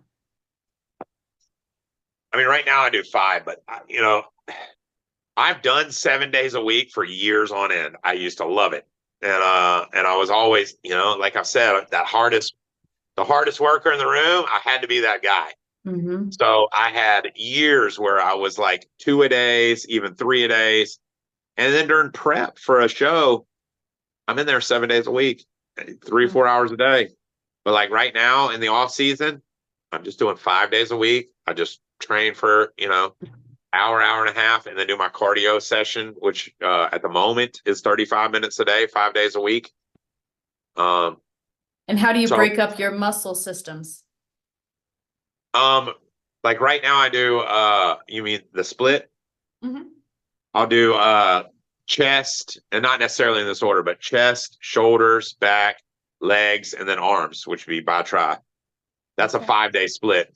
When I do 6 days a week, which I've done before, and that's one of my favorite splits, I'll do push, pull, leg, push, pull, leg. And then you may vary some of what the pulls are. You do more bicep heavy on one and then more back heavy on the other. Or you do, a little more chest on one and a little more tris and shoulders on the other. And then the legs, of course, quad focused and then on. So I've done every split that there is. I've done the bro splits. I've done like offsetting parts where you're like back and chest on the same day, and then like shoulders and and shoulders and buys. I mean, I've done all kind of splits, and I've gotten growth out of all of them. Especially when you're first training, a lot of people get hung up on all the science and everything. When you get newbie gains, it doesn't matter what you do. If you go and you work out and you eat food, you're going to get gains. Mm-hmm. If you've taken a long period off, or if you're just starting, go ahead. I was going to ask, what are your main 5 food items you pick up at the grocery store? I'm about to start into an improvement season where I'm varying it, but right now I'm eating fish 4 times a day, because all right, so for 6 years, I was on TRT, and I never came off. Mm-hmm. My coach now recommends that once a year that I come off and establish a baseline, and it'll increase your sensitivity to it if you'll, come off and everything. So it was not fun coming off and being off of it for, I think it's been 6 or 7 weeks now. But I just got my lab works through my doctor. I haven't gotten the results back. I'm literally waiting till Monday to get the results. But I'll start back on my regular doctor protocol. I see my primary care on Tuesday, and that's also my check-in day. So I'll go over my blood work with coach, then I'll go over my blood work with my doctor, and then I'll start I'll be back on the TRT, and I'll start my improvement season where I'll change up my foods. But leading into the show and then post-show, my protein has been eggs, whey protein, and fish for my proteins. Just fish. No chicken, no beef, no nothing. But in off-season times, it's usually quite varied. There'll be a fish meal, chicken meals, beef meal, if not 2. And along with the eggs for breakfast, with being more egg whites than it is eggs, and then whey protein supplement sort of shake post workout usually. But I eat a mixture of rice and potatoes is what I like for my carbs. I like the taste of potatoes, and you get a little bit more. So sometimes I'll mix some potatoes in there. If I'm worried about inflammation, which at times inflammation become an issue for me, I'll stay away from like all the nightshades, which are, your eggplants, your tomatoes, and your regular potatoes. You can do sweet potatoes, but not regular potatoes. Mm. And then gluten. And of course sugars, but like I don't really do much in the form of processed sugar anyway. Okay. I was gonna say, did you ever go skydiving? So yes. So I lost the weight, and Coach and I went skydiving. And I got, pictures, video, everything. He literally went. I went 3 more times subsequently. Like one of the times I went, we jumped out of the plane. I landed. I had the gear on. I'm like, let's go again. And I went back up and like literally jumped twice in a day. And that time they let me like pull the cord, and we got to do a flip jumping out of the plane. Like, so when we jumped out, instead of just free falling, we're like, whoo, did a flip and then free fall. So it was awesome. Yes. Yeah. Yes. And how is your relationship with your parents today? Oh, it's fantastic. I mean, fully, completely restored. The trust is there. The love never left, but the trust is there. And, and my parents are proud of me. I mean, the relationship with my son is restored. So, it was funny. The first, obviously I had become, as an addict, had become very deceitful, not only with others, but with myself and everything. And the very first big promise that I kept was, so I hadn't seen my son in a while, because I'd been out on the streets and what have you. And he was supposed to come and get a visit with me at the county jail. It was December 23rd. It was a Wednesday. He was supposed to come and see me. And I was going to get my first visit. He was staying with my parents. He was in from Vegas, staying with my parents, just visiting grandma and grandpa, And at 2 a.m. that morning, they knocked on my door because they were going to transfer me to prison. So the day I was finally going to get to see him, first time in years, transferred. And of course, who knows how he took what they told him, Oh, yeah, you're not going to see your dad today. He's da da da. So I get up to the prison and I call, and he's like, and I explained to him what happened and all that. What he, thought. He was like 9 years old. And he's like, Dad, will you, or 10, he's like, Dad, will you promise that you'll be out before I'm a teenager? And my parole setup had him at 14. So I couldn't promise him that, Yeah. I said, son, I can't promise you that, but I promise I'll do everything I can to get out as soon as possible. And that was the first promise that I made that I kept. And it's crazy because you don't realize what that means. Like in prison, there's so many things that like people do all the time and they justify what they're doing. Like using cell phones, like, you're not supposed to have cell phones, but people have cell phones in prison. Yeah. And the wall phone, the regular phone, is like $20 for like a 10-minute call. It's like crazy amounts of money. And my folks couldn't afford many calls. But you could use somebody's cell phone, you could give them $2 or $3 worth of commissary stuff, and you could use a cell phone for 20, 30 minutes. So it's, much more manageable. And, you could say anything you wanted because you knew you weren't being recorded. You could, talk freely. I never used a cell phone.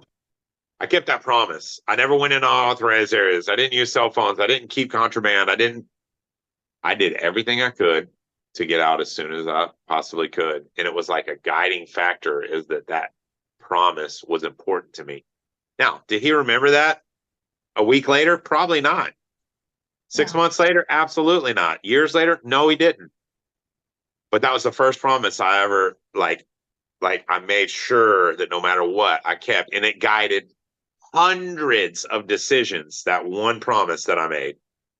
And it filled my soul so much to know that like I kept that word to him, even though he probably didn't think about it again. I later shared this with him when he was older, and he was like, wow, that's cool, that he got to be part of something that like did so much good for me and that he didn't even know it. Yeah, it changed you. So I got out, and he watched me go from like a guy that literally had a college trunk full of clothes. In 4 or 5 years, I got my own car, got second jobs, bought a house, bank accounts, insurance, clothes, like, built a real life for myself. And, but you showed him like mistakes can be made and you can make it right. Yes. And then working hard and, being responsible and like keeping my word no matter what. And then,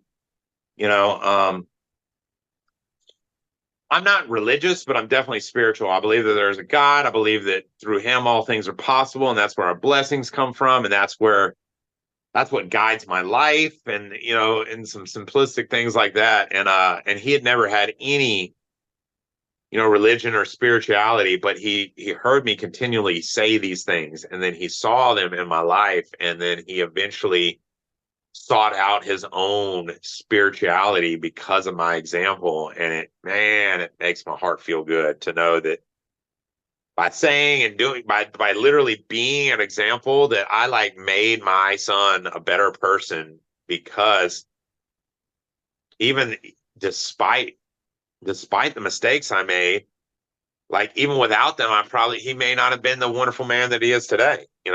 My son's 24 years old, and he's an amazing young man. He's got a good trade that he's in. He's got his own place. He takes care of himself. He calls all the relatives, grands, grandmas, grandma, takes care of all them, goes and visits his mom, goes and visits his grandparents that are in Vegas. I mean, he's a fantastic young man, and I could not be prouder, and I could not feel more, like I said, the purpose of my life. Like, I don't want to die today. I don't think my time is over, but if I die today, I know that I fulfilled some of my life purposes. I sent my son off into the world prepared and charged with the knowledge, and to be a successful and happy young man, to have a good life. And he's already started on that. So like that part of my life's purpose, like I didn't do it by myself, it was part of, but I did my part. Where do you see yourself in 5 years? It's, just ever so changing, I'd love to be like fully immersed in something fitness. I like the personal training and the diet plans and all that. I don't know if it's gonna become full time. I'm just doing it. I'm doing all that I can, and I'd love to do more of it. I just I'm doing whatever God's got for me, and I'm not exactly sure what that is. I'm doing it right now, and I'm doing what it is right now, but I don't know what he's got for me 5 years from now. It keeps changing. Right now I'm waiting. I'm serving tables, and I love it. I love the people thing. Like some people like, oh, it's a lesser job, but I make a great living. I work for a great company. I have an amazing management team. The owner is great. I love what I do, and our customers, our vast majority of them are great. There's bad people everywhere. There's people I don't like at work. There's people everywhere. But here's my life philosophy. I love everybody. I don't like everybody, but I love them, right? Because you all got that member in your family, like, an aunt or uncle or a cousin or something that's like, you love them, but you don't really like them that much. You know what I mean? Yes, I do. All right. So I treat the world like that, because you know what? We are all brothers and sisters of the same human race. I always think the word racism is so funny, because there's only one race, the human race. Yeah.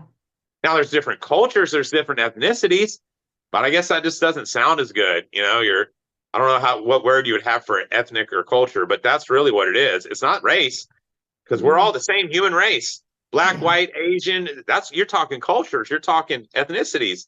But the race, there's the human race. And then there's, I don't know, apes and dogs and dolphins and everything else. But like human race, there's only one. And so it's, how can you be racist?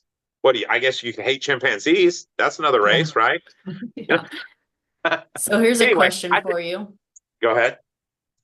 If somebody that is listening is in like the depths of their addiction right now, like living a really dark life, what words would you tell them to try to help pull them out?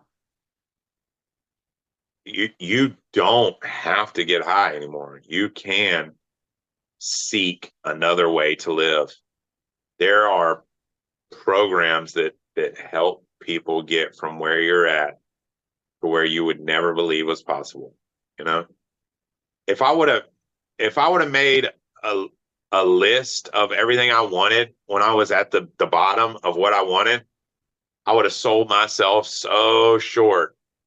So many things were impossible. I never thought I was going to have a bank account again because I'd overdrafted 3 banks. I owed the IRS $96,000. I settled it with I did one of those, I forget what it's called, but you settle with the IRS, you like fill out all these forms and you settle and you show them how much you make and everything like that. I settled with the IRS. They did give me a bank account. Then I did get a driver's license. I didn't think I was going to ever have a driver's license again because all the driving while suspended and everything else. So it's like all these things were impossible. But it all starts with one simple step. If you stop getting high, the other things will come. Not all at once. It's never fast enough. You always want it to be fast. You always want it to be right now. But believe you me, if you're still breathing air in your lungs, it's not over. I'm a felon. I'm an addict.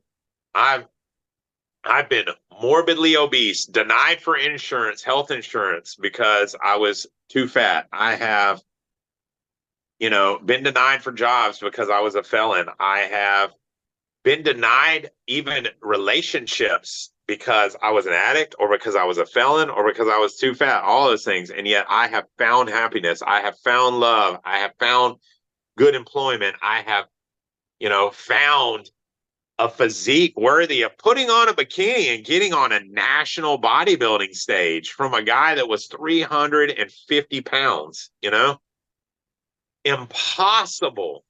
So many things, absolutely impossible, from the guy that was like begging for God to take his life in the desert. But I think it's hard to do it alone. I think the 12-step programs really help so many people. Absolutely. And they're free in all majority of the communities. They absolutely. Mm-hmm. It's helped me accept my past, look forward to the future, be comfortable in the right now, have a relationship with God of my understanding and others, and to be of a benefit to other people. Look, no matter how broken and all the negative terms you can have, liar, thief, addict, convict, all the things, it's like I benefit other people by motivating, and educating them. By just sharing the knowledge that I'm giving, by inspiring them to believe that they can do it, and by motivating them to give it a try. That's God's purpose for me. And that's why my prayer wasn't answered to die that day or all the other days that I wanted it to be over, Mm-hmm. Like, set a goal and just be like, you only fail when you quit, right? I mean, you could still continue to work from your goal, even though you have setbacks or even though, you don't make it the first time. Like I want to win a pro card and I did not win on my national show. Does that mean that I have lost? No, it means that I haven't won yet.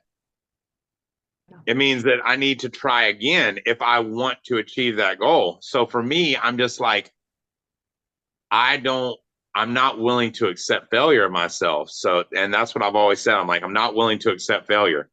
Failure is only when you give up.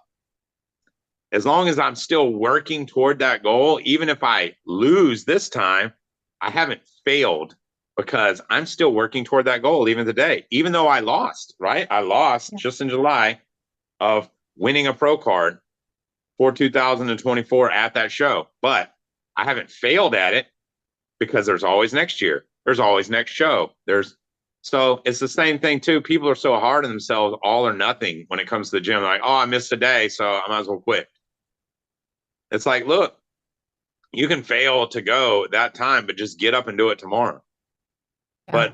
But for me, I can't stand like not going. So I'm like, I'm going to go. So many times I've sat there in the parking lot or I've sat here in the house not wanting to go, or I've sat in the parking lot and not wanting to like go in. Like literally, I don't feel like it. I'm tired. I'm sleepy. I don't feel good. Whatever. You know, we all have the host of reasons, whatever the reason is. Even me, Mr. Fitness, Mr. Program, everything else, I've had times where I didn't want to. I've never went in there when I didn't want to and regretted it. Never once. Yeah. Also, when you're in prison, yes. Waking up in the morning, you've made a promise to your son, but how did you keep that forward momentum going? Like, what do you say to yourself? Is it like a positive self-talk? How are you getting through those moments? I always have these positive mantras throughout my whole life. So every day in prison, anybody that knew me, they knew what I was going to say. Like, how you doing today? I'm like, one day closer. Every single day. Like all the counselors and everything, they were like, your attitude is just unbelievable. Because they'd be like, so how's it going today? I'm like, hey, one day closer. One day closer. Who did you hang out with? The other people that were Mr. Program, the other, you know what I mean? The other people that were like shining stars, they wanted it. They were fully committed. There was three of us that all said that we were gonna one guy was like he was gonna do make rehabs when he got out. And another guy said he was going to work on, you know, transitional housing and stuff like that. And then I said that, you know, I wanted to go back into prisons. Well, TJ owns 3 drug rehabs in Lincoln County, Fresh Start Recovery Ministries. And I still keep in touch with him because he is unbelievable, his growth potential. He went to a rehab when he got out. You know, went through the program, even though he'd been through programs anyway. It was like a halfway house. And they ended up buying the place and then buying another, like a level 2 and then a level 3, so that the program has levels that you go through in different locations. And, you know, each one has its own set of rules, and been phenomenal. TJ is unbelievable. And then my other Carmone, he got out and he is working with lobbying with politicians to, you know, improve the rights. Like, we lose all of our rights as a felon. I can't vote, I can't travel, you know, I can't have a gun, you know. And in Alabama there's no expunging, and there's only getting pardoned, and that's an incredibly difficult process. So working on their rights, and then also working on transitional housing for people that have been in for 10 years or more, because, you know, once you're in there for long enough, I don't care who you are, even me, you would get institutionalized and you would have a hard time transitioning back into living life, you know, in the regular world from an institutional life. Well, so life outside is evolving when inside you guys aren't able to like have access to like the technologies and everything. I went in, it was MySpace. I came out, it was Facebook. And I was like, what's Facebook? Mm-hmm. I went in, it was flip phones, and then I came out, it was smartphones. So yeah, and that was only in 4.5 years. You have to relearn society, how to like even applications online. You don't do a paper application anymore. Right. So right, 100% all dating happens through dating apps now. You know what I mean? Like there was still some, and I'm not saying 100%, but you know what I mean. If you know other people that are single, it's like it's online dating. You're not meeting coworkers at work and dating them. It's just this rarely happens anymore. So you were very particular on who you interacted with in the prison. I only hung out with. They say I heard a saying one time: you're the sum average of the four people you spend the most time with. Like, so if you want to be a great chef, you should hang out with chefs that are better than you. If you want to be a millionaire, you should be hanging out with entrepreneurs that are millionaires. If you hang out with losers and people that aren't doing anything, guess what you're the average of the people you spend the most time with. So if you don't know any millionaires, if you don't know any great chefs, then you can do it through YouTube, online, immerse these people into your life, into your being by spending time with them in the ways you can. But the point is you are who you hang around with. Really, it's so true. Truly. Because of the conversations you have, because of the interactions.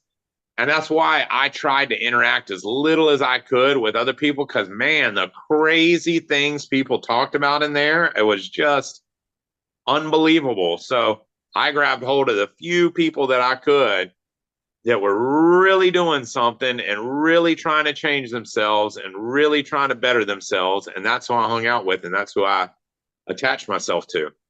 And sure enough, I wound up in touch with a few of them.